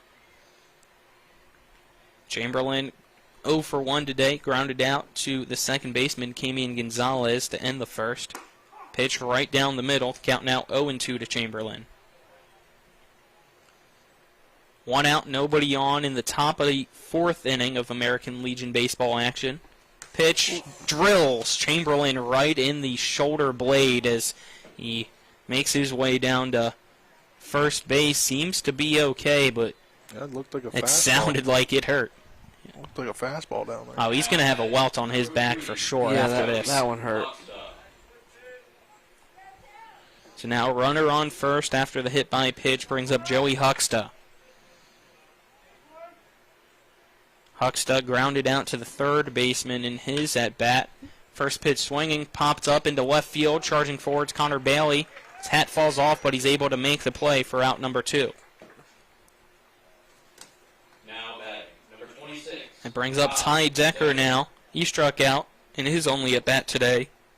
He has a runner on first with 2 outs in the top of the 4th. Runner on first is Chamberlain, as he has to slide in head first as Myers tries to pick him off over towards Ruiz. The tag not in time.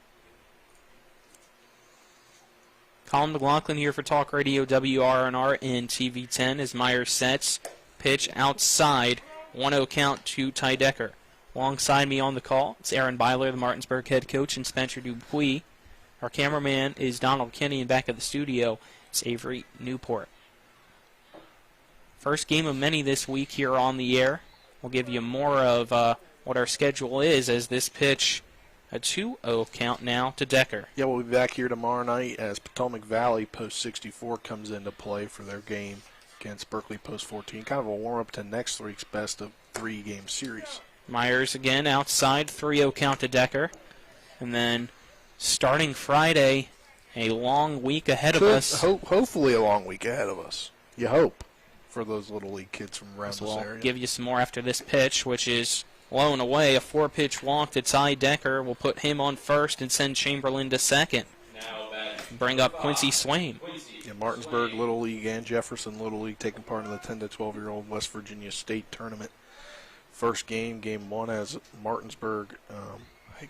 Who do they face? I don't have the bracket. I believe that's Logan. Logan, yes. As the first pitch to Swain, right down the middle for strike 1, and that's at 5:30, correct? 5 or 5:30, one or the other. Then 7:30, Jefferson faces Summersville. Pitch from Myers. Breaking ball that started high and went right down the middle. The count now 0-2. Might have been a changeup there. Yeah. Regardless of win or loss, they will get to play again Saturday, as it is a double elimination tournament. 0-2 pitch, swing and a miss. Down goes Swaim for out number 3. We'll head to the bottom of the 4th where the score remains 2-1, Bedford over Berkeley. A 60-second break. This is American Legion Baseball on Talk Radio WRNR and TV10. A reputation for caring, a legacy of service. At Brown Funeral Homes and Cremations, it's been our story since 1880. A family-owned business, we support the needs and wishes of families. We offer traditional services, as well as many options for cremation, customized remembrances, and pre-planning. Brown Funeral Homes and Cremations retains its family atmosphere and stays true to its roots. Contact us for advanced planning, or at your time of loss. We're here when you need us. Do you need a place to go for a quick tobacco, soda, snacks, cigarettes, or beer run? Well, then you're in luck, because Enter and Exit has convenience without the cost. Enter and Exit right off Route 11 is located at 31 Meadow Lane in Martinsburg and soon to be opening in Chambersburg, PA. Enter and Exit is open Monday through Saturday from 8 a.m. to 11 p.m. and Sundays from 9:30 a.m. to 8 p.m. For great convenience without the cost, stop on into Enter and Exit today. Thought you'd be a Boston guy. I know. I'm just messing with you. So we're back here just having a little sidebar with the mayor of the city of Martinsburg joining us up here in Kevin Knowles as we head to the bottom of the 4th inning. Due up for Berkeley Post 14. It's Stoudemire, Ruiz, and Herndon, the 6, 7, 8 batters for the Hornets as they trail the Hurricanes 2-1. Yeah, I bet the Mayor Knowles is happy the economic impact this Little League state tournament's going to have on Martinsburg. Looking forward to it as the first pitch, a breaking ball low to Stoudemire for ball one to start the bottom of the fourth. Stevens. This next pitch. Oh, I was behind one, so it's Stevens Stoudemire. Thank you, Aaron. So it's now a 2-0 count to Stevens. My apologies, everybody. Stevens, fly ball, deep into center field, going back on its Matt Wysong. It's going to hop off the top of the fence in left center. That one going, instead of 370 over the fence, out 370 right off. So it's a leadoff stand-up double for Stevens to start off the bottom of the fourth. Hey, Colin, I don't know what it is, but the S's, I guess? I don't know. You're getting Stoudemire. Well, I had it confused so much here, in the last couple days. And since I had it scratched out, I had Stevens, I thought, in my head as a at bat in the last inning. So just fooled me on the scorecard as scoring to bunt is Stoudemire. Goes foul on the third base side for strike one. Eventually I'll get the hang of it. You know, last week of the regular season. Hey, we're just glad he's back. You know, he's not on vacation, you know. Back to call games. I don't have to do triple duty, you know. Nick's on vacation, though, this week. He's enjoying some time there in Cape Cod. Scoring to bunts again, this time down the first base side from Stoudemire. Goes foul. Count now 0-2. Yeah, just looks there like he's not committed to it, you know, just kind of bailing out, not getting around early. You know, I don't know if it's a case where he doesn't want to bunt or doesn't think he should be bunting here, but just like to see him square earlier and be a little bit more committed to it. Now he's got to swing. 0-2 count. Runner on second. Nobody out in the bottom of the fourth for Stoudemire. Pitch from Mickle in the stretch. Stays high. The count now 1-2. Big run here at second base, especially with us only playing 7 innings tonight. You know, you're getting into the bottom of the fourth. Why do you say it's one of? There's 2 bunts. I'm missing something as this one dripped into right center field. It's going to roll all the way in between center and the right fielder. Wysong scooping it up. It's back-to-back doubles, and we're tied here at P.O. Faulkner 2-2 in the bottom of the fourth. Does Stoudemire look over at manager Tobin and say, "What are you doing butting me here? Let me swing it, man." Hey, it's glad to see Stoudemire still playing. I mean, we saw that trying to come out of the box there on July 3rd. That could have been really bad, but was told that it wasn't as bad as it looked. Yeah, it seems now up to bat, it's well. the little Einstein, Jackson Ruest, as this walk-up song's a little remix of the cartoon theme song there. He fouls off the first pitch to the backstop for strike one. We're getting big time here. Manager Tobin's got walk-up songs for him now, you know. These kids are spoiled. When you're on a 6-game win streak, you got to have some fun, right?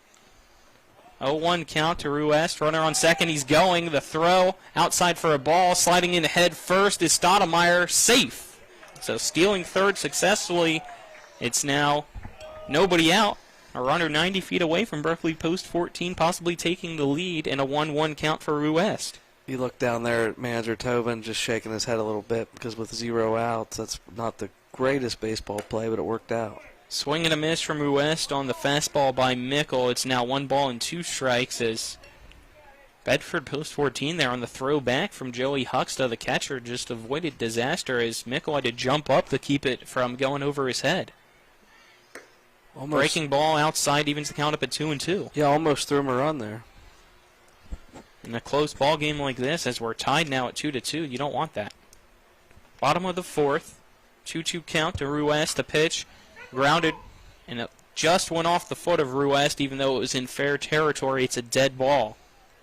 That probably could have scored one, possibly. Yeah, it was scoring him. He broke on contact. He was going to score. So I mean, he was basically at home plate.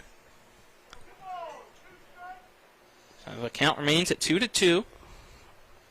Luke Mickle sets, stretch in the pitch, breaking ball. This time grounded to Nate Wysong, so that's going to allow the runner that scores to throw to first. Will set Ruest out, but it's 3-2. Berkeley post 14 taking the lead over Bedford post 113 here in the bottom of the fourth. That'll work. That's just good baseball from post 14. You know, getting the guy to third base.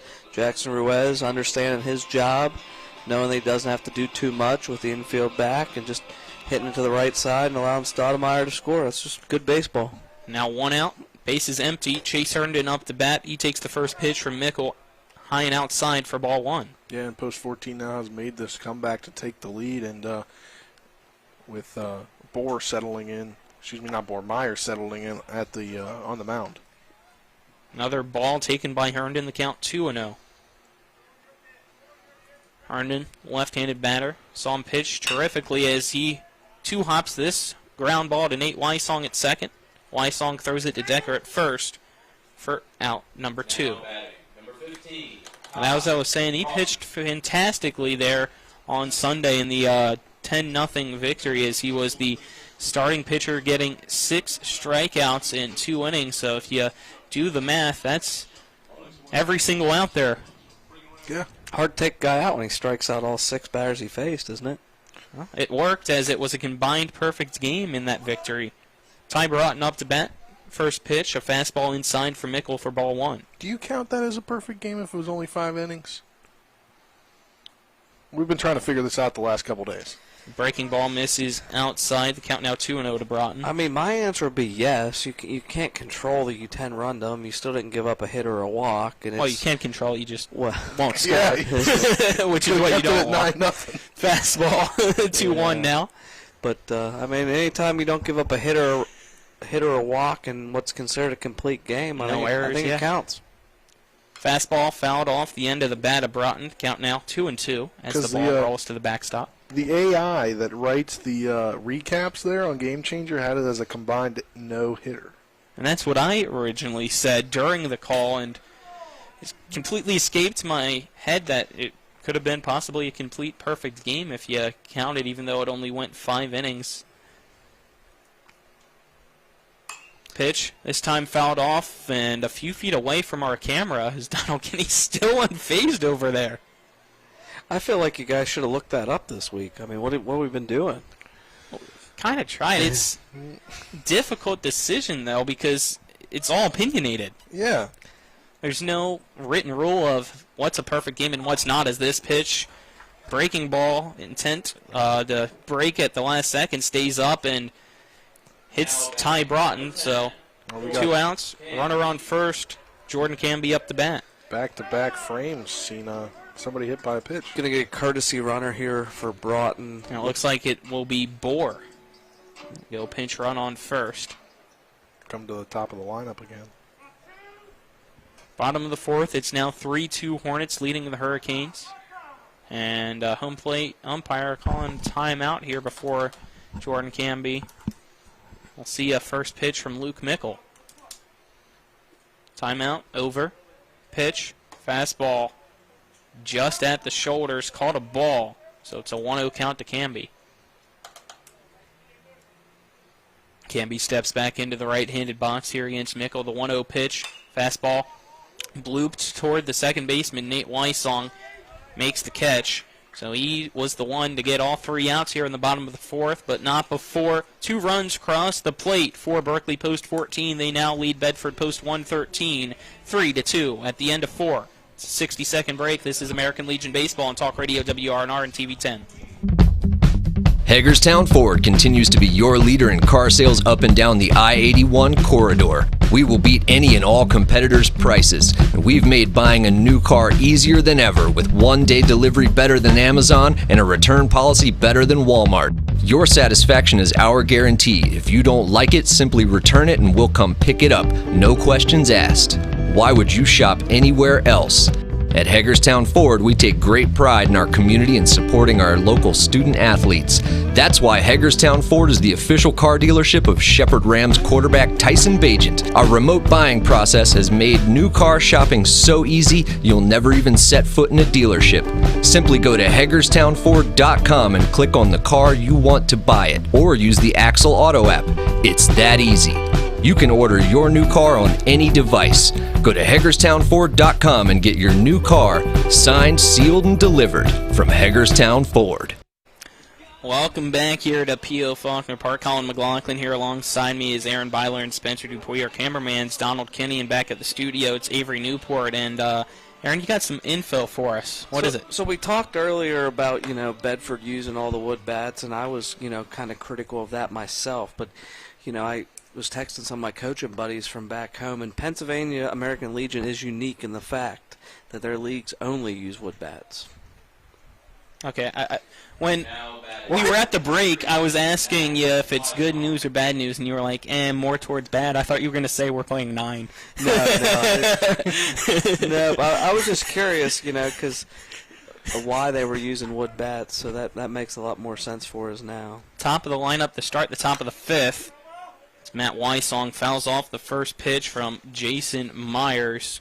Above our heads and out of play for strike 1. That is an interesting rule. I don't think I said bad, did I? The only 2 bad things. You just said you didn't say it was good. Okay.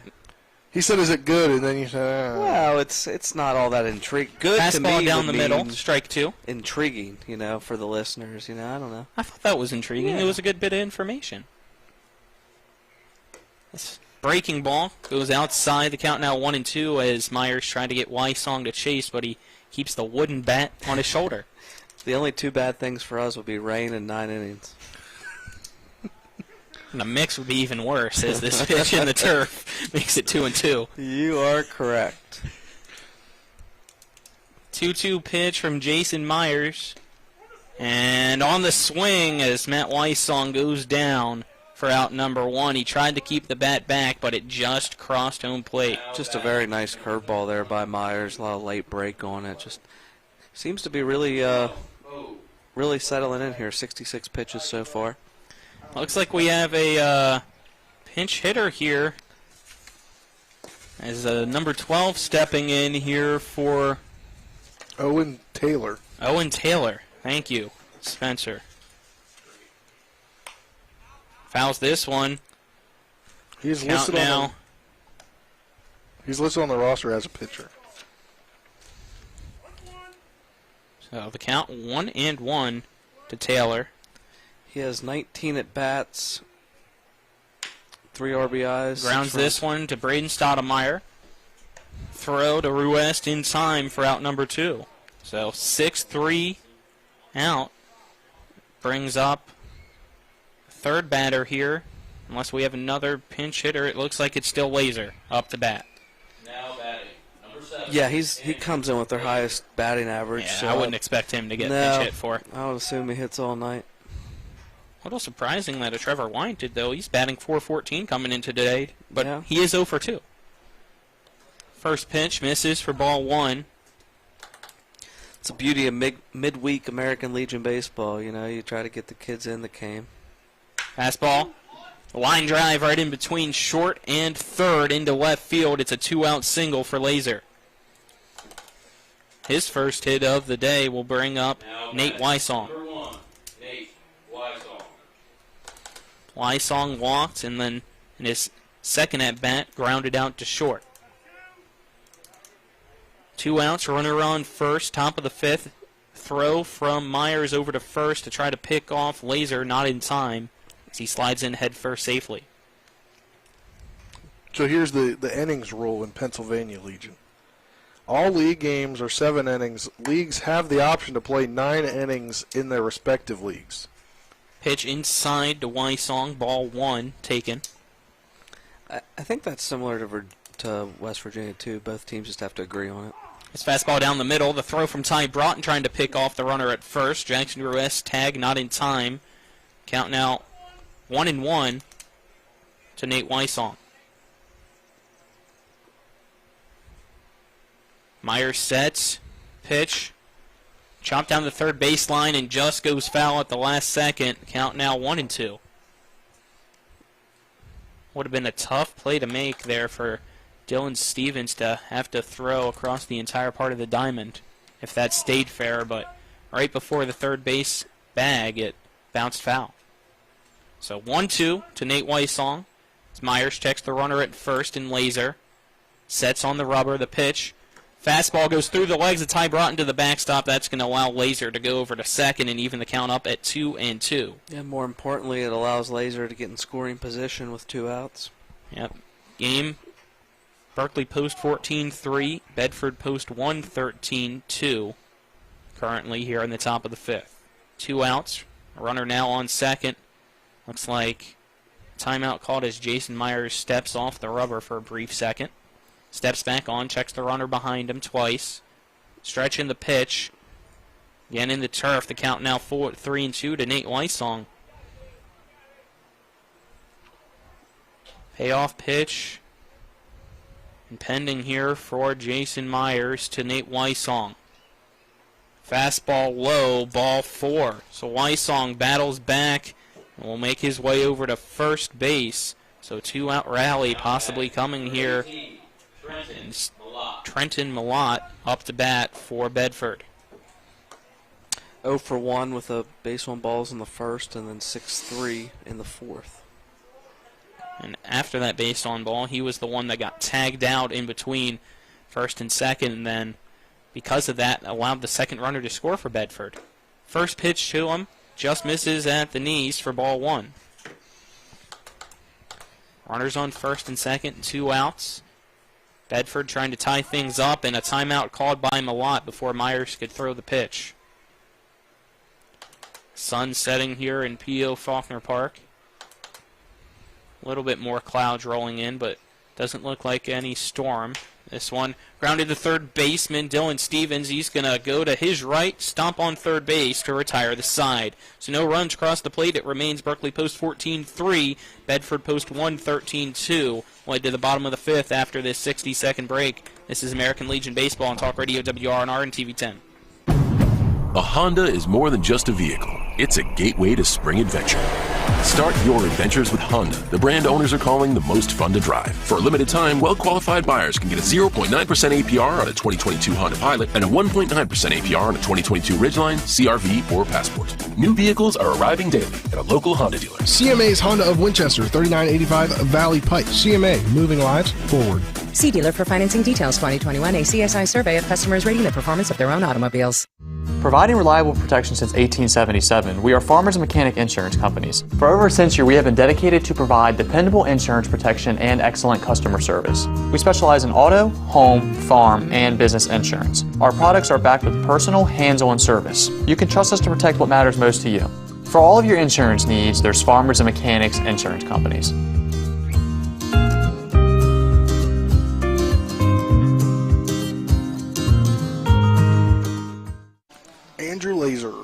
Andrew Laser, thank you, Spencer. He's the one now on the mound as we welcome you back here to P.O. Faulkner Park. So we head to the bottom of the 5th. It's Berkeley post 14-3, Bedford post 1, 13-2. Laser's pitched 15 innings in 8 games, has 1 win, 0 losses, and these stats again do not give the ERA.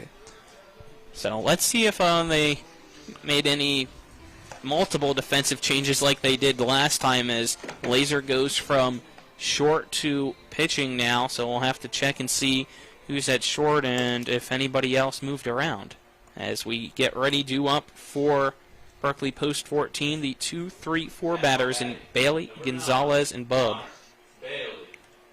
Conor Bailey grounded back to the pitcher in his first at bat and then popped up to the catcher in his second at bat, so he's 0 for 2 during this game, and it looks like it's Nate Weissong moving from second to short. So now we got to see who's at second for Bedford. Looks like number 20. Jesse Chamberlain, who's the DH, so hopefully that's the only changes that we have. That's everybody, right?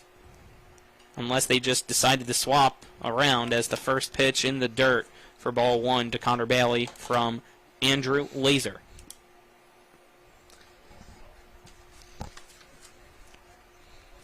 1-0 pitch from Laser. Again, misses low. The count now 2-0 to Bailey. He's got a 2.4 ERA.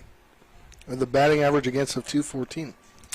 Thank you Still there, had Spencer. Game Changer Classic on this iPad. So 2-0 pitch from Laser. Third straight time misses low for ball 3. Bailey leading off this inning, hitting in the 2 spot today, but leading off the inning, as a position he's accustomed to. He hit leadoff all year for Jefferson. 4 pitches, 4 balls to start off this bottom of the 5th to send Bailey to first and bring up Camian Gonzalez. Gonzalez hitless today so far. Now, do you know if So was Bailey. But now he's on first. You know if Bailey is going to play collegiately? Gonzalez takes his time before stepping into the right-handed box. Nobody out. Runner on first. The pitch from Laser catches the knees of Gonzalez for strike number 1. I wouldn't be surprised if he runs here, though, I'll tell you that. Yeah. Keep an eye on Bailey as he takes his lead off first. Laser looks over. The pitch catches the outside part of the plate for strike 2. So after 4 straight balls to Bailey, it's 2 straight strikes to Gonzalez. Gonzalez taking a couple practice chops, adjusts his helmet and steps back into the right-handed box. 0-2 count against him. Pitch from Laser. Breaking ball. It just misses on the inside part of the plate. Count now 1 ball and 2 strikes. Beautiful movement there on that pitch.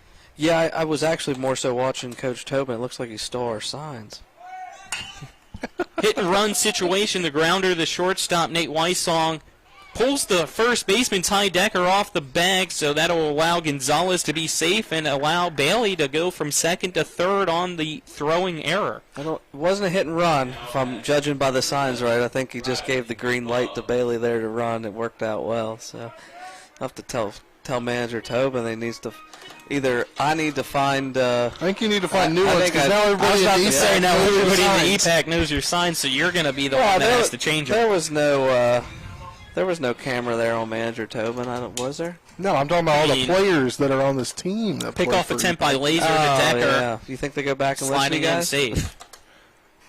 I don't know. I mean, Yes. I would venture to guess some of the Coaches might be tuned are in, tuned so in. now they know. Yeah. They can just ask the players. Laser's pitch misses outside to Riley Bubb for ball 1. Listen, you only give the green light to guys who you think are going to steal most of the time anyway. So sometimes it didn't matter with Hudson Clement if they knew it or not.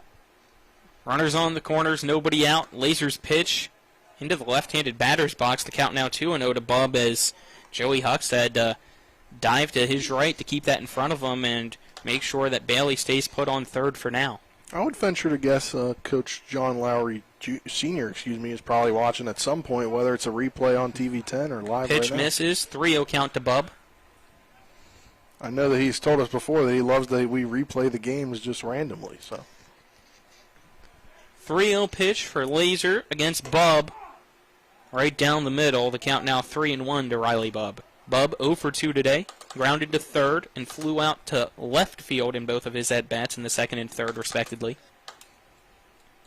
3-1 pitch. Runner going, and it's going to hit Bubb to load the bases. that's the second hit by pitch for the Hornets. Third in this last few innings.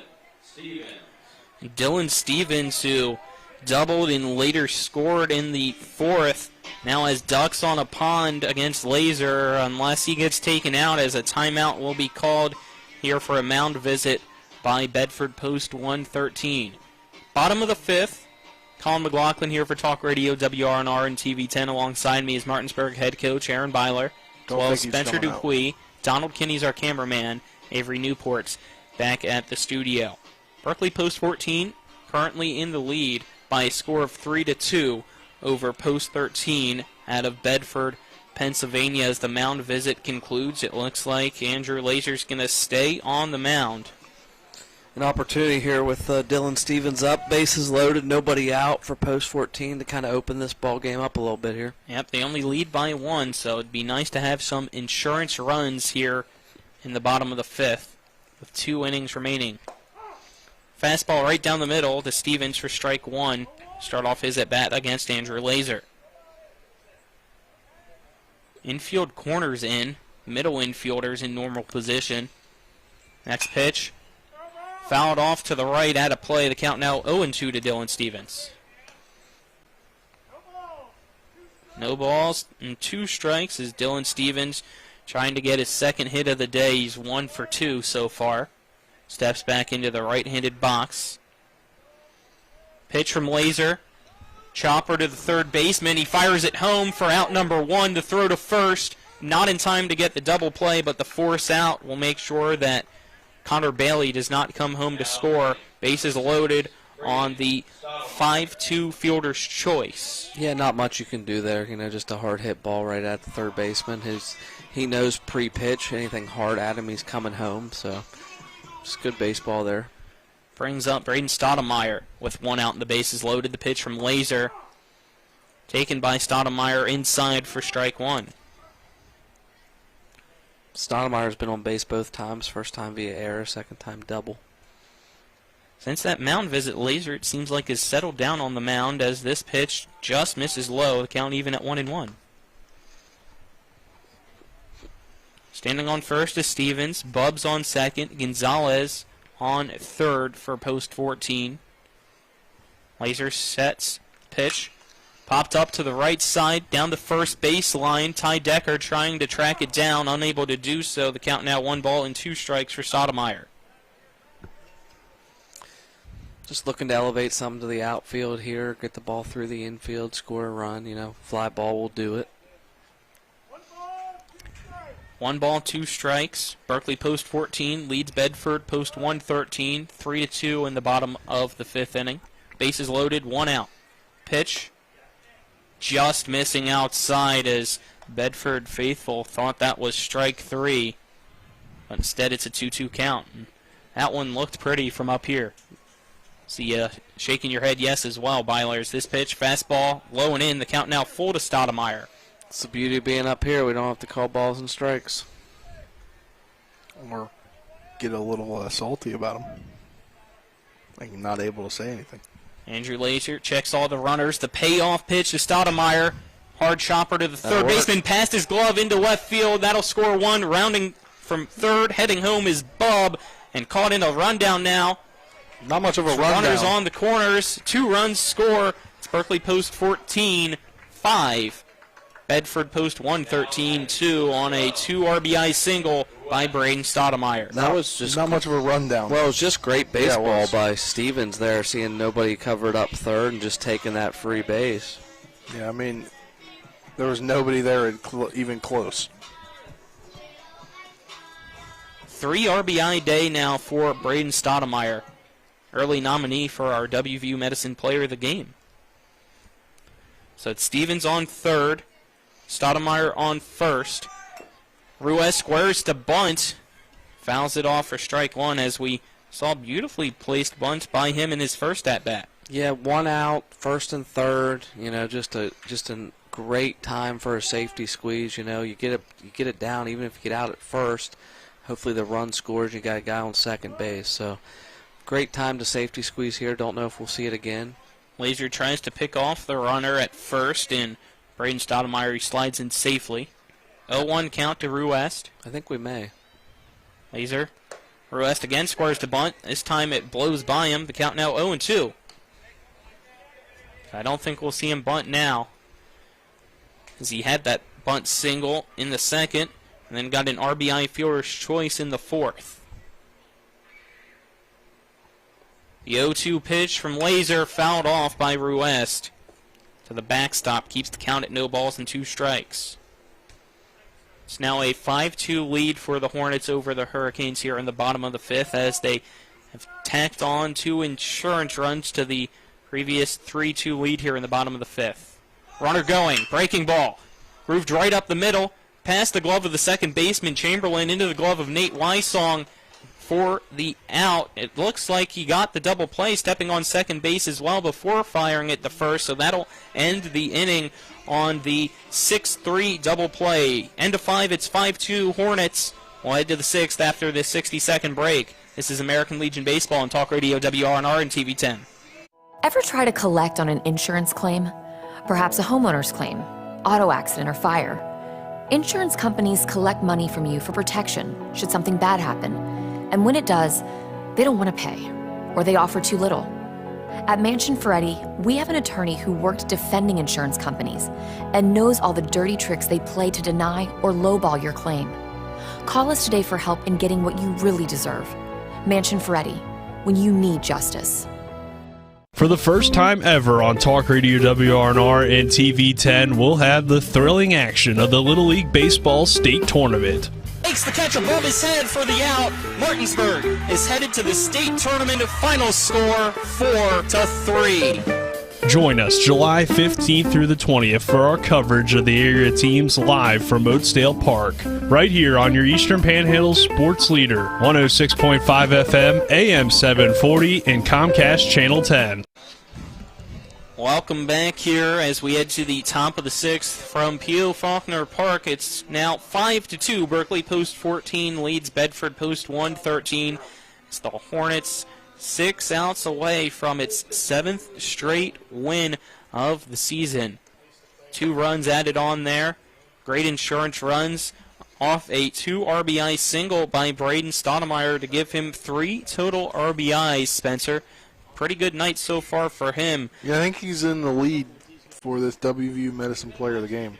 I think I'd have to agree with that, as due up here the 6, 7, 8 batters, Chamberlain, Huxta, and Decker for Bedford to start off this 6th inning, as looks like still on the mound it's Jason Myers for the Hornets after pretty solid 5 innings so far by him. Yeah, 80 pitches. You know, he threw, 29 there in the first. So yeah, I would presume, based upon what we heard from Tripp, this is the last inning. As he said, 60 to 80. He said maybe push him over 80. On the first pitch here to Chamberlain, right down the middle for strike 1, so if he stays like that, we might see more.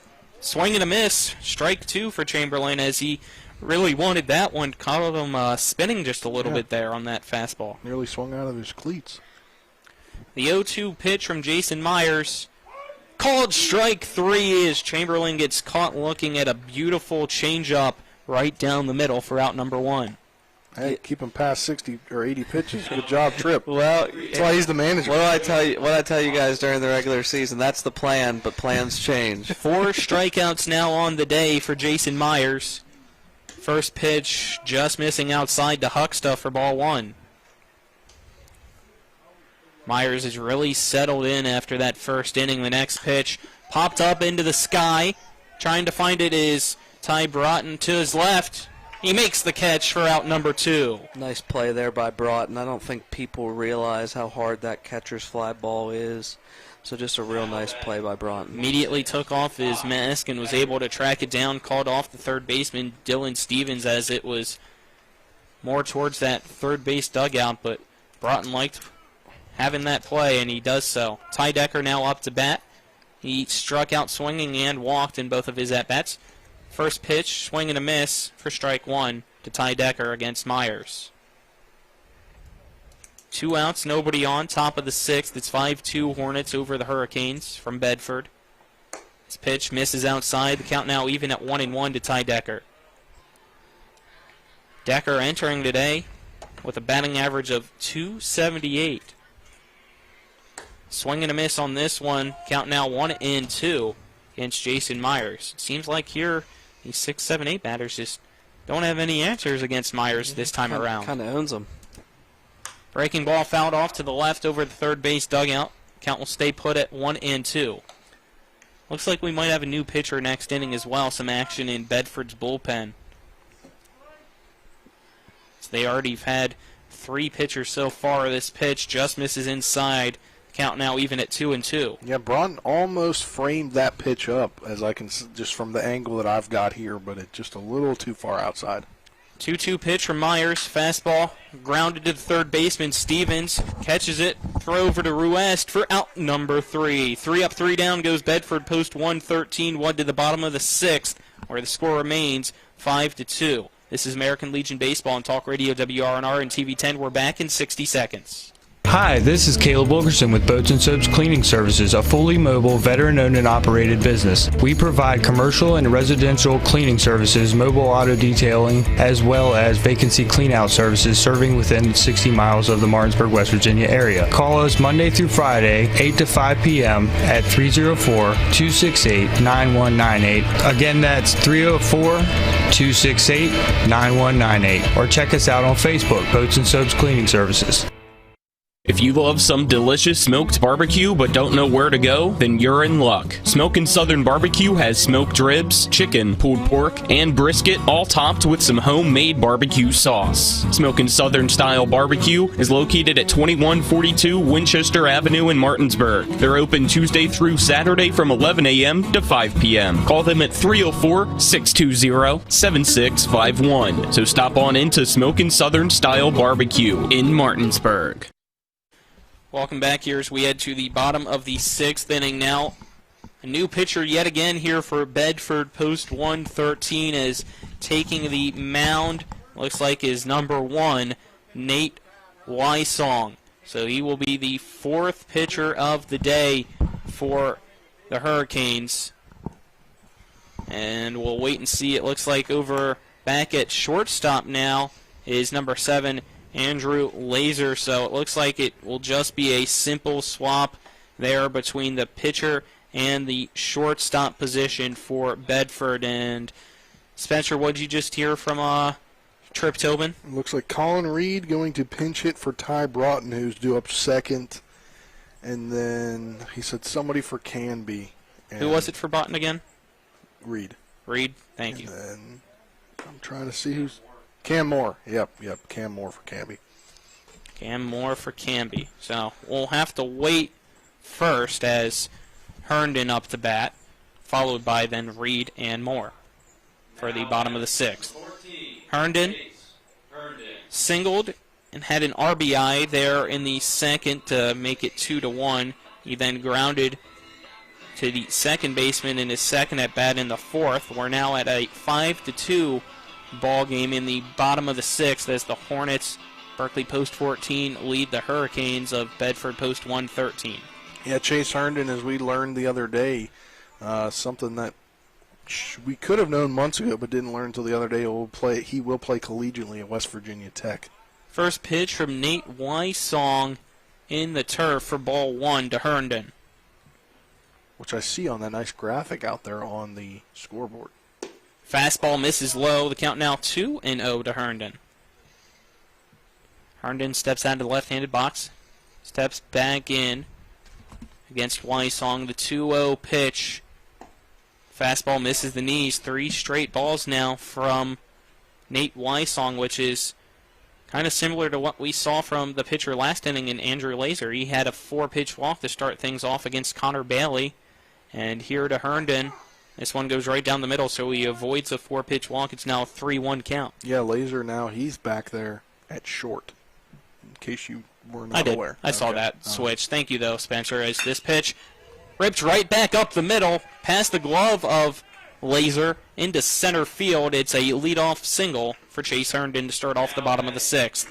Great pop off the metal bat. Little curve there to it as well, going to the left of the second base bag into left center. Yeah, and a great piece of hitting that gets a guy on base here for Colin Reed, who's coming in to pinch hit.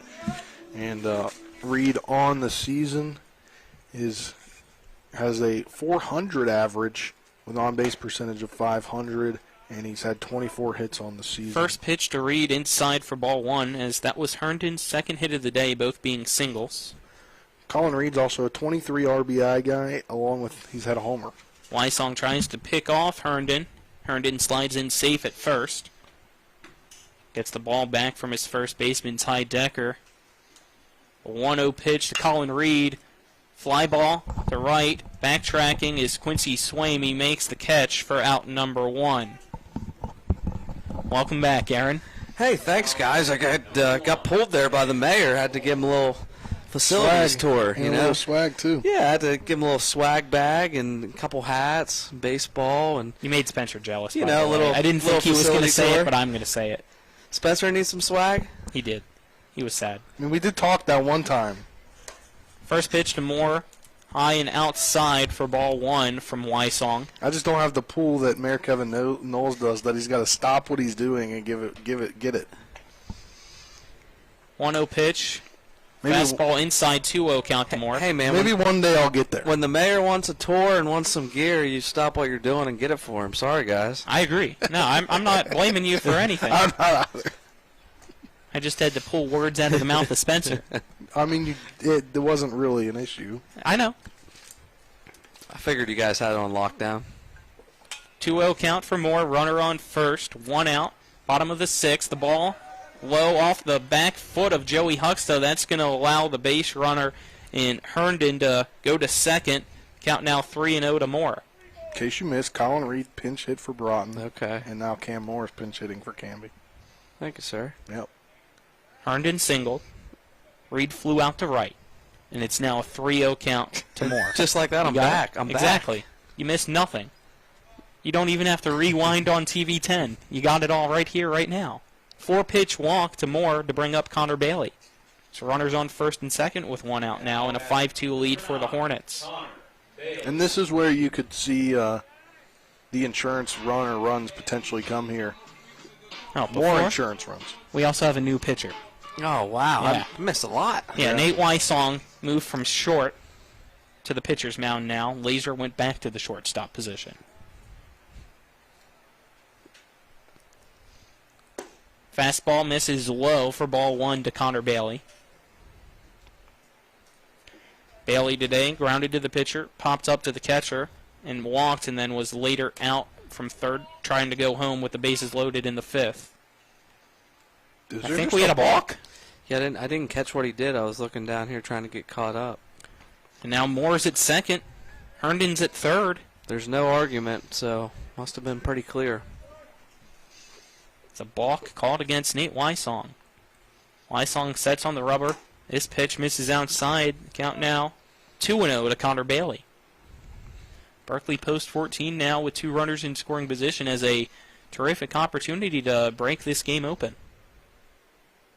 Trying to check the replay here as we wait as this pitch misses inside. The count now 3-0. What are you seeing there on the replay, Spencer? He set and moved his foot in front and then moved it behind that back foot. So pretty good call there on the balk. Yeah.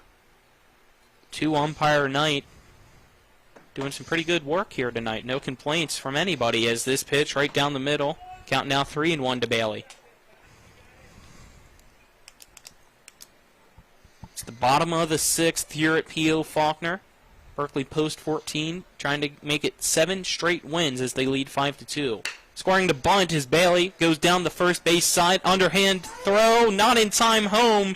Fry Wysong is Huxta's tag. Unable to get Herndon, who slid in.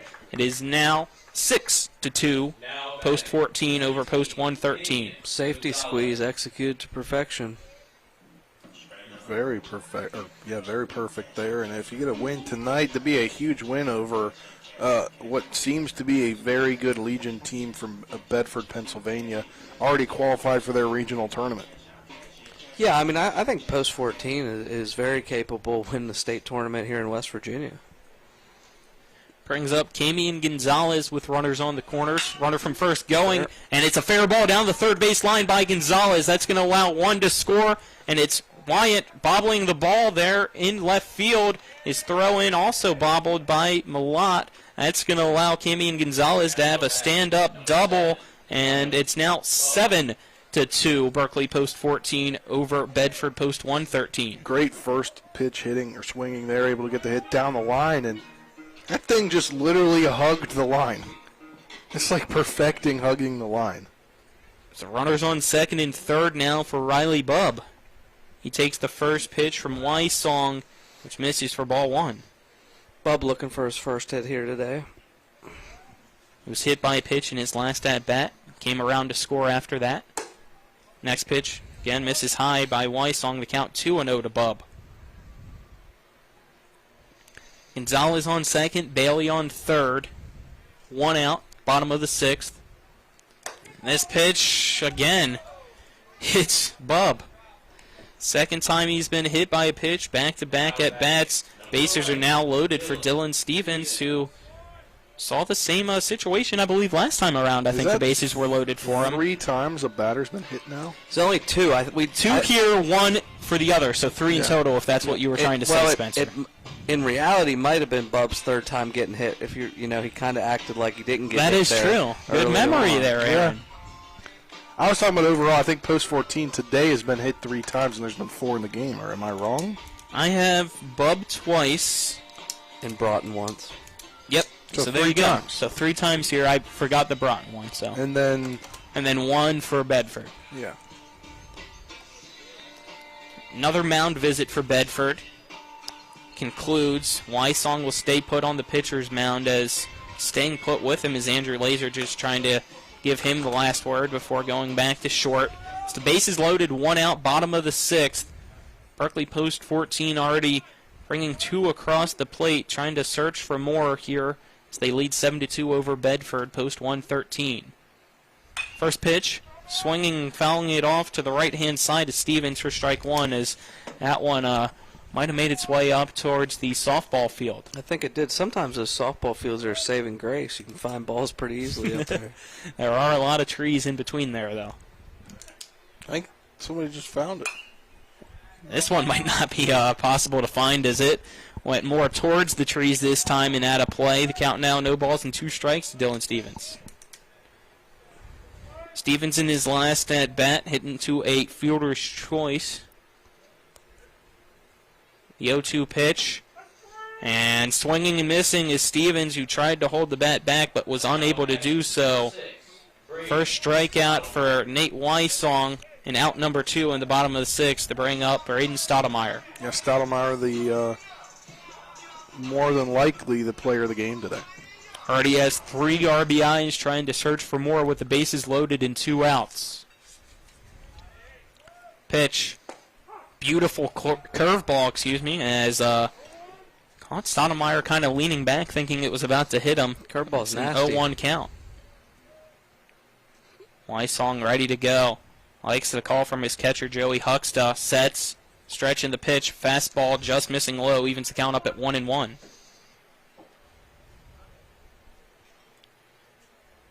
Runners, Bailey on third, Gonzalez on second, Bub on first. Stoudemire up to bat for the Hornets. 1-1 pitch, high off the glove of Huxta, off the backstop. That's going to allow every runner to go around. It's now 8-2 Berkeley, post 14 over Bedford, post 113. That was an interesting slide there from Bailey, and when he slid to the right of the base, and he had to bring his hand over and touch the base, which was a little delayed there, which nearly cost him an out. So it's now Bub on second, Gonzalez on third. Fastball misses outside. The count now 3-1 to Stoudemire. Does not count as an RBI, though, unfortunately for him, correct? Nope. There's a little Soto shuffle there in the batter's box. The pitch. Curveball. Called strike 2. The count now full to Stoudemire. You like that there, the little Soto shuffle for Stoudemire, Spencer? Being the Nat fan here? Yeah, I mean, Soto's about to go to the home run derby back-to-back years after back-to-backs. Payoff pitch. Fastball misses inside for ball 4 to bring up Jackson Ruest with the bases loaded. Back-to-back all-star selections. I'm going to the Nats game on Sunday. Oh, you're one day late. You could have gotten the Juan Solo bobblehead. Well, my buddy's got sweet tickets for behind home plate, so can't complain there. All you can eat in the 100 levels, Diamond Club, Diamond Club. I've had those tickets. That's hey, we fun. saw that actually. We were there for that tour, media tour before the season. They renamed it. It looks really nice. Ruest takes the first pitch from Wysong high for ball 1.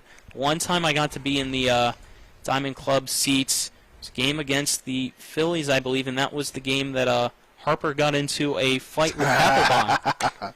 This pitch outside, 2-0 count now to Ruest, as he's the 9th batter to hit here in the bottom of the 6th for the Hornets. You said that game, and I knew it before you even said that he got into a fight. Are the seats as good as advertised?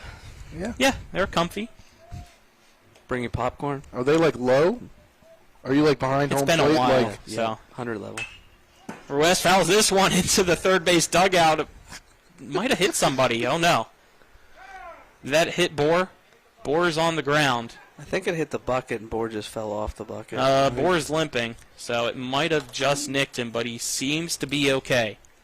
So that one was a laser that could have been disastrous. It sounded like it hit off the bucket, but I think it nicked Bohr just a bit as well. So they're checking to see if he's okay, as everybody's now backing more into the dugout to try to avoid Did anybody notice Sam Walls just run out? It's down. Left center gap, Ruest. Bobbled again by Trevor Wyatt. He's trying to scoop it up. It is a base-clearing stand-up double for Jackson Ruest. The score now 11-2 as 6 runs have crossed the plate here in the bottom of the 6th for the Hornets. And this one 3 outs away from possibly being over. Timeout looks like will be called. The third mound visit here in the bottom of the 6th, and I think that'll be the end for Nate Wysong. So, Byler, you're saying we should look for you on TV on Sunday?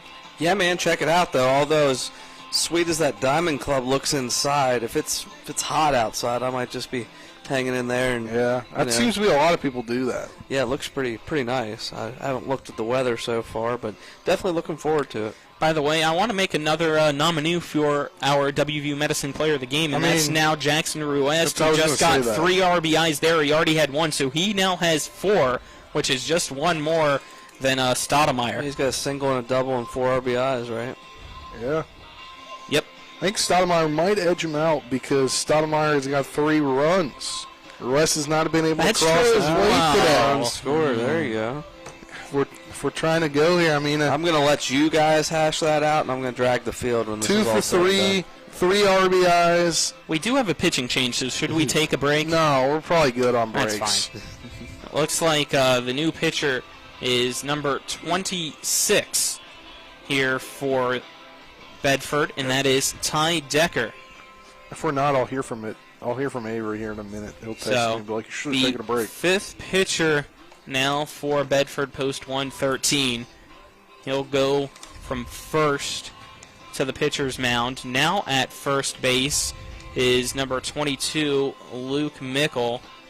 Any other changes that you see yet on Game Changer, Spencer? Do not. I'll give you Decker's numbers. 12.1 innings pitched. He has 0 wins, 1 loss, 14 runs, 9 earned, 13 base on balls, 9 strikeouts. Bottom of the 6th, it's 11-2. Berkeley post 14 on top of Bedford post 113. Runner on second is Jackson Ruest. Chase Herndon up to bat now. And we're supposed to play 7, but if the run comes home to score, do you think they call it at 10 runs? Or do you think they just still play the top of the 7th? I mean, I believe Legion plays under the same run rules during the regular season. Once they get to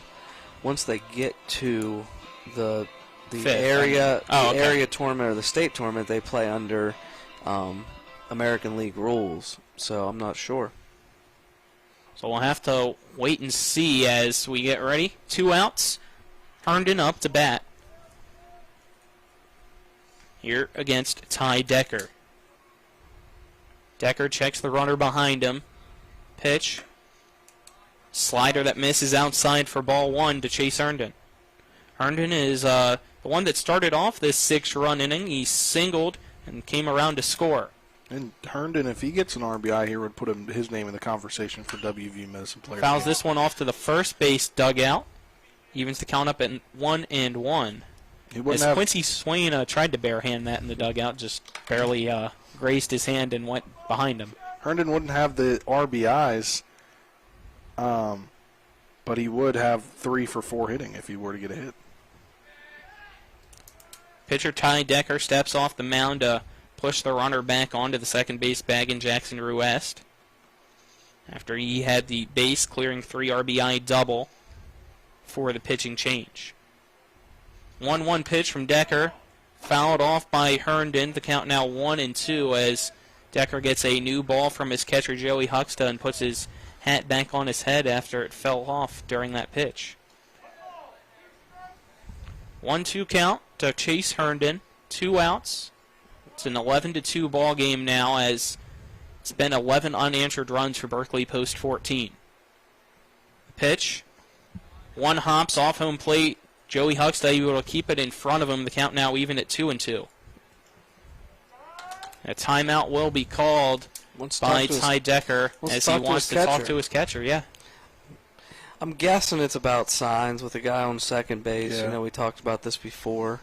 You know, you mix your signals, whether you go, after a certain number or, second or third sign given. And sometimes in the summer when you're not 100% in sync with your high school catcher, this could be a different catcher. Sometimes that gets a little bit mixed up, and you just got to make sure you're on the same page. 2-2 count to Chase Herndon, the left-handed batter. Here against Ty Decker. Pitch misses outside. The count now full at 3 balls and 2 strikes. It's Herndon on second. Full count, 2 outs, so expect him to run no matter what, possibly. Unless it's a walk, then maybe not. But with 2 outs, I think he will, because you want to get the run rule. But he stays put as it's a walk, as that one misses low and outside. Puts runners on first and second to bring up Colin Reed.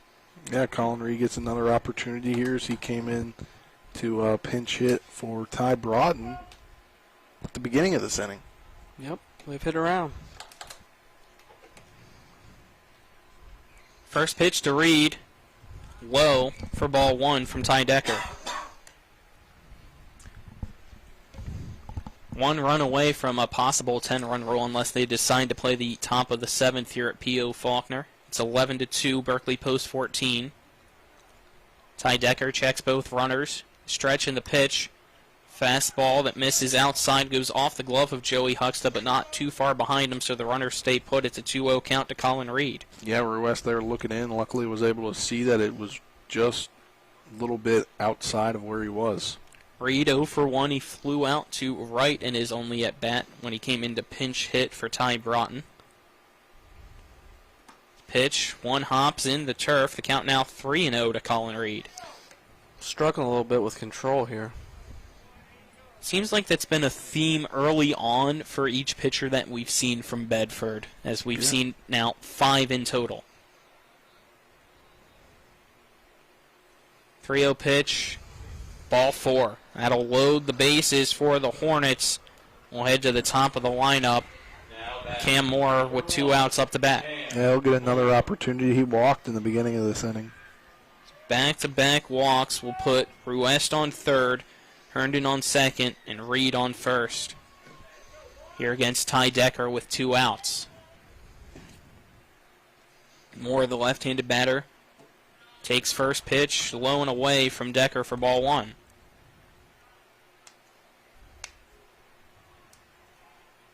Decker sets the pitch.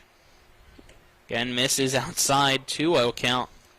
Now we've seen 6 straight balls.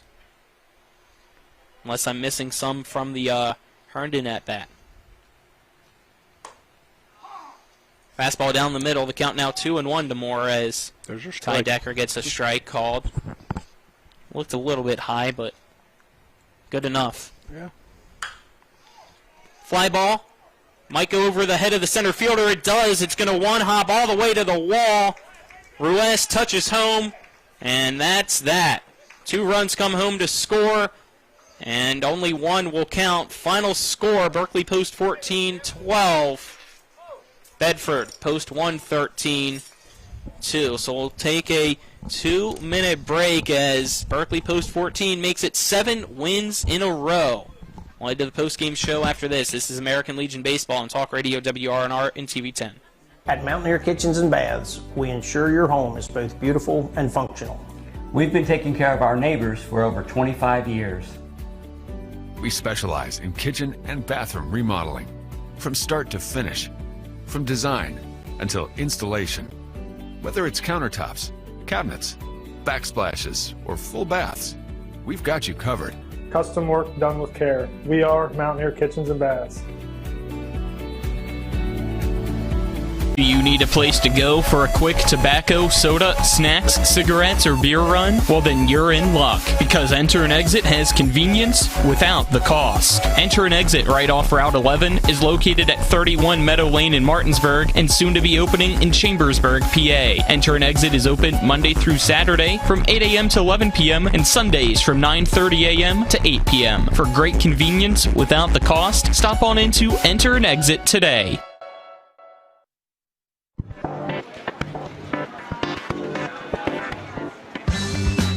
Laura. Hey, Laura. What's with the sunglasses?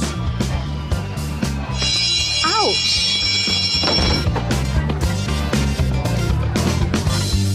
The word is spreading. Bechtel Jewelers is home to some dangerously brilliant diamonds. See the difference at Bechtel Jewelers in Inwood.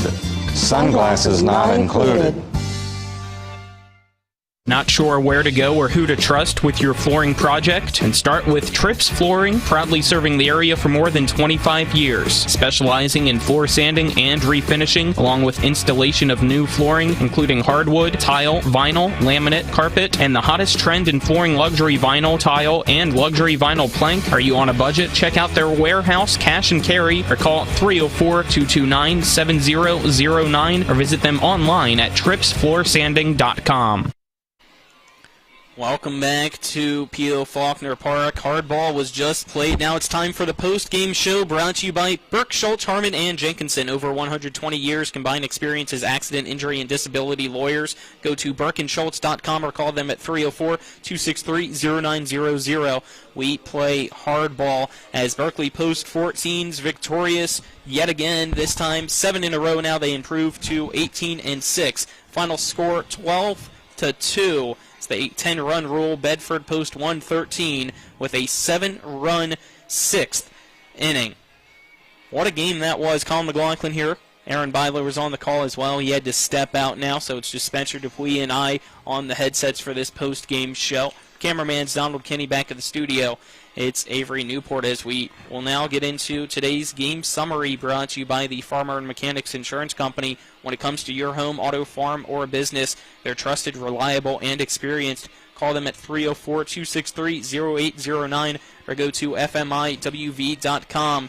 We'll start at the top of the first inning. It was Bedford Post 113 being the aggressors, getting 2 runs against Jason Myers in 28 pitches there in the first. It seemed like he was really struggling, only giving up 1 hit, though, in that first. But the 2 runs came thanks to 3 walks. But after that, Myers was very dominant on the mound, throwing a complete game. We probably wouldn't have seen him if we had to go to the top of the 7th, but we didn't have to do so. And it was the complete opposite for Bedford Post 113, as we saw 5 total pitchers from them, and they didn't really command the ball well. It was a rough night for them, and you can see that score-wise. The final score was 12-2, Spencer. Yeah, I mean, for them, they already knew they qualified for their region tournament, so I don't necessarily know that,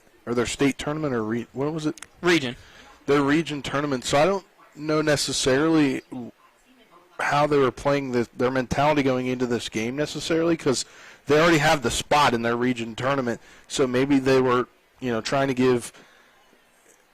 play a different. I'm not too certain, but this team, they did have a lot of defensive changes. So yeah, this team on paper coming in looked like it was going to be a really, really, really tough matchup for this Berkeley Post 14 team. And really, after that first inning, after what was really, just some issues, control, and things that Jason Myers was able to fix, he completely, minus those 5 walks, but a few of them were in the first, he gave up 3 hits.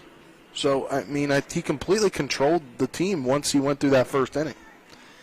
Let's now get into our game stats brought to you by Chris Ross and the Milestone Real Estate Group at Keller Williams. Buying or selling a home, call 304-579-7349 or go to callchrisross.com. Spencer, start with the box score and then break things down for us for the Hornets. Yeah, but before I finish the thought that I just had, what I was saying, okay. Myers had 3 walks in that first inning, gave up a hit. So after the first inning, the next 4 innings, I guess you'd say, 2nd, 3rd, 4th, 5th, and 6th, he gave up just 2 hits, no runs, none earned, 2 walks, while striking out 4. So, I mean, that's pretty good. So his total line was 6 innings, 3 hits, 2 runs, 2 earned, 5 walks, 4 strikeouts. But if you look at this box score, start with the line score, 2-3-2 for the Bedford Post 113 Hurricanes, and for the Berkeley Post 14 Hornets 13-11-0. The 2 run. Well, yes. Yeah, 12. only the 1 Sorry, counts there. That's You're a fine. game changer Just wrong wanted to here. make sure. That first inning, 2 runs, the only 2 runs given up for the Hornets, but then offensively, 1 run in the second, 2 runs in the fourth, 2 runs in the 5th, 7 runs in the 6th to another run rule game here. But as I mentioned, that 6 innings on the mound for Myers. 90 total pitches, 51 of those for strikes, and probably would not have seen him there in that 7th inning. But 1 for 1 with an RBI and a walk was Cam Moore, who came in to replace Jordan Canby in the beginning of this inning. Conor Bailey 1 for 3 with a walk and an RBI. Camian Gonzalez 2 for 4 with an RBI. Dylan Stevens 1 for 4 with a run. Braden Stottlemyre 2 for 3, 3 RBIs, 3 runs scored and a walk. Jackson Ruest 2 for 4 with 4 RBIs and 1 run. Chase Herndon 2 for 3 with an RBI, a walk, and 2 runs scored. And then those 3 hits, 1 from Wysong, the center fielder, 1 from Laser, who's shortstop and pitched, and then 1 from Swine, who played left and right today for those 3 total hits. The loss goes to Mickle, and the win there for Myers, and those were your game stats. Thank you, Spencer. So we'll take our final break here on the post-game show. I believe it will be a 2-minute break still. Is that correct, Spencer? Did you hear back from Avery there if we need any more or not? Avery has not communicated back. Well, Avery, it's going to be a 2-minute break then. And 1 minute. Just do a 1-minuter. I'll stick with 2, just in case, because he probably already has it set up. It's 2. But we'll be back after this 2-minute break. This is American Legion Baseball on Talk Radio WRNR and TV 10. Providing reliable protection since 1877, we are Farmers and Mechanics Insurance Companies. From small beginnings and over a century later, we maintain our dedication to our policyholders to provide dependable insurance protection and excellent customer service. Protecting everything from your home to your business has never been easier. Our team is here to ensure that you, your family, and your assets are taken care of. We enjoy giving back and doing our part to keep Martinsburg a great place to be. Are you considering selling your home and don't know where to start? Then call Chris Ross and the Milestone Real Estate Group at Keller Williams. A Martinsburg High School graduate, Chris knows the local market, and he's proven it as #1 real estate team in West Virginia in 2019. Phone Milestone Real Estate Group at Keller Williams at 304-579-7349 or go to callchrisross.com. Let's celebrate your real estate milestone together. With 4 new car dealerships and 4 used car dealerships in 3 states, Parsons is the largest used car and fastest growing new car dealer in the tri-state area. Take Parsons Ford with huge savings on hundreds of new Fords, financing from 0%, Parsons' goal of financing for all, and Parsons' famous above-market trade-in allowances that help make Parsons #1 for used cars too. See why so many won't buy anywhere but Parsons Ford in Martinsburg. We became #1 by making you #1 first. Parsons. For the first time ever on Talk Radio WRNR and TV 10, we'll have the thrilling action of the Little League Baseball State Tournament. Hit on the ground. Spears to Hefner, and Jefferson is headed back to the state tournament. Join us July 15th through the 20th for our coverage of the area teams live from Oatsdale Park, right here on your Eastern Panhandle sports leader, 106.5 FM, AM 740, and Comcast Channel 10. Welcome back here to the final segment of our post-game show. Colin McLaughlin here alongside me is Spencer Dupuis. Aaron Byler already heading out after a great job here on the broadcast with us. Our cameraman was Donald Kenny. Back at the studio, it's Avery Newport, as we will now give you our WVU Medicine Player of the Game, brought to you by WVU Medicine, Berkeley and Jefferson Medical Centers, leading healthcare here and everywhere. Spencer, who are you giving it to? You know what? I'm going to pull an Avery Newport, who pulled the Spencer Dupuis. I'm going to give it, actually, you know what? I don't know. This is a hard one. Well, if you're pulling an Avery, you have to give it to 3. If you're pulling a you have to give it to 2. And if you're pulling a Nick or myself, you give it to 1. All right, well, I'm going to pull an Avery because I'm going to give it to 3. I'm going to give it to Jason Myers for the way he bounced back after that first inning. That's okay. Then I'm going to give it to Braden Stottlemyre, 2 for 3. 3 RBIs, a walk, 3 runs scored. And then Jackson Ruest, 2 for 4, runs scored, and 4 RBIs. So there you go, a WVU Medicine Player of the Game. They're tri-players of the game. Nah, I like the Co. but very deserving as Berkeley Post 14 victorious by a final score of 12-2 over Berkeley Post 113. The Hornets win 7 straight now, improve to 18-6. Bedford falls to 18-5. That'll wrap things up here from P.O. Faulkner Park. Tune in tomorrow as we'll have more American Legion baseball action as the Hornets try to make it 8 straight, taking on Potomac Valley at 6 p.m. It will be Caleb Edwards, I believe, starting for the Hornets is what we had. But until tomorrow, tune into the Sports Mix. We'll have Trip Tobin on that Maybe. as It well, depends on what hopefully, he's doing. unless he's not available. But I mean, he's a busy man. He took a week off of vacation, so he's got to be we had him on while he was on the job the other day. well, hopefully he'll grace us with his presence. As for us, Avery Newport, Don Kinney. I put an L in there. I'm sorry, Donnie. Kinley. We'll ask him if he's okay with that eventually. But McKinley, no, not McKinley, Donnie. Spencer Dupuis, Aaron Byler, I'm Colin McLaughlin, signing off here for a great night of American Legion baseball. Until tomorrow, Hey, have a good night. Aaron Byler getting the screen time. You've been tuned into American Legion Baseball. Today's game broadcast has been brought to you by Bechtel Jewelers, the Brown Funeral Homes and Cremations, Hagerstown Ford, Orsini's Home Store, the Mansion Ferretti Law Firm, Modern Renovations, the Mirius Group of Financial Advisors, Parsons Ford of Martinsburg. For the continued excitement of high school, college, and Major League Baseball, keep it tuned to 106.5 FM, AM 740, Comcast Cable Channel 10, and online at talkradiowrnr.com. All rights reserved.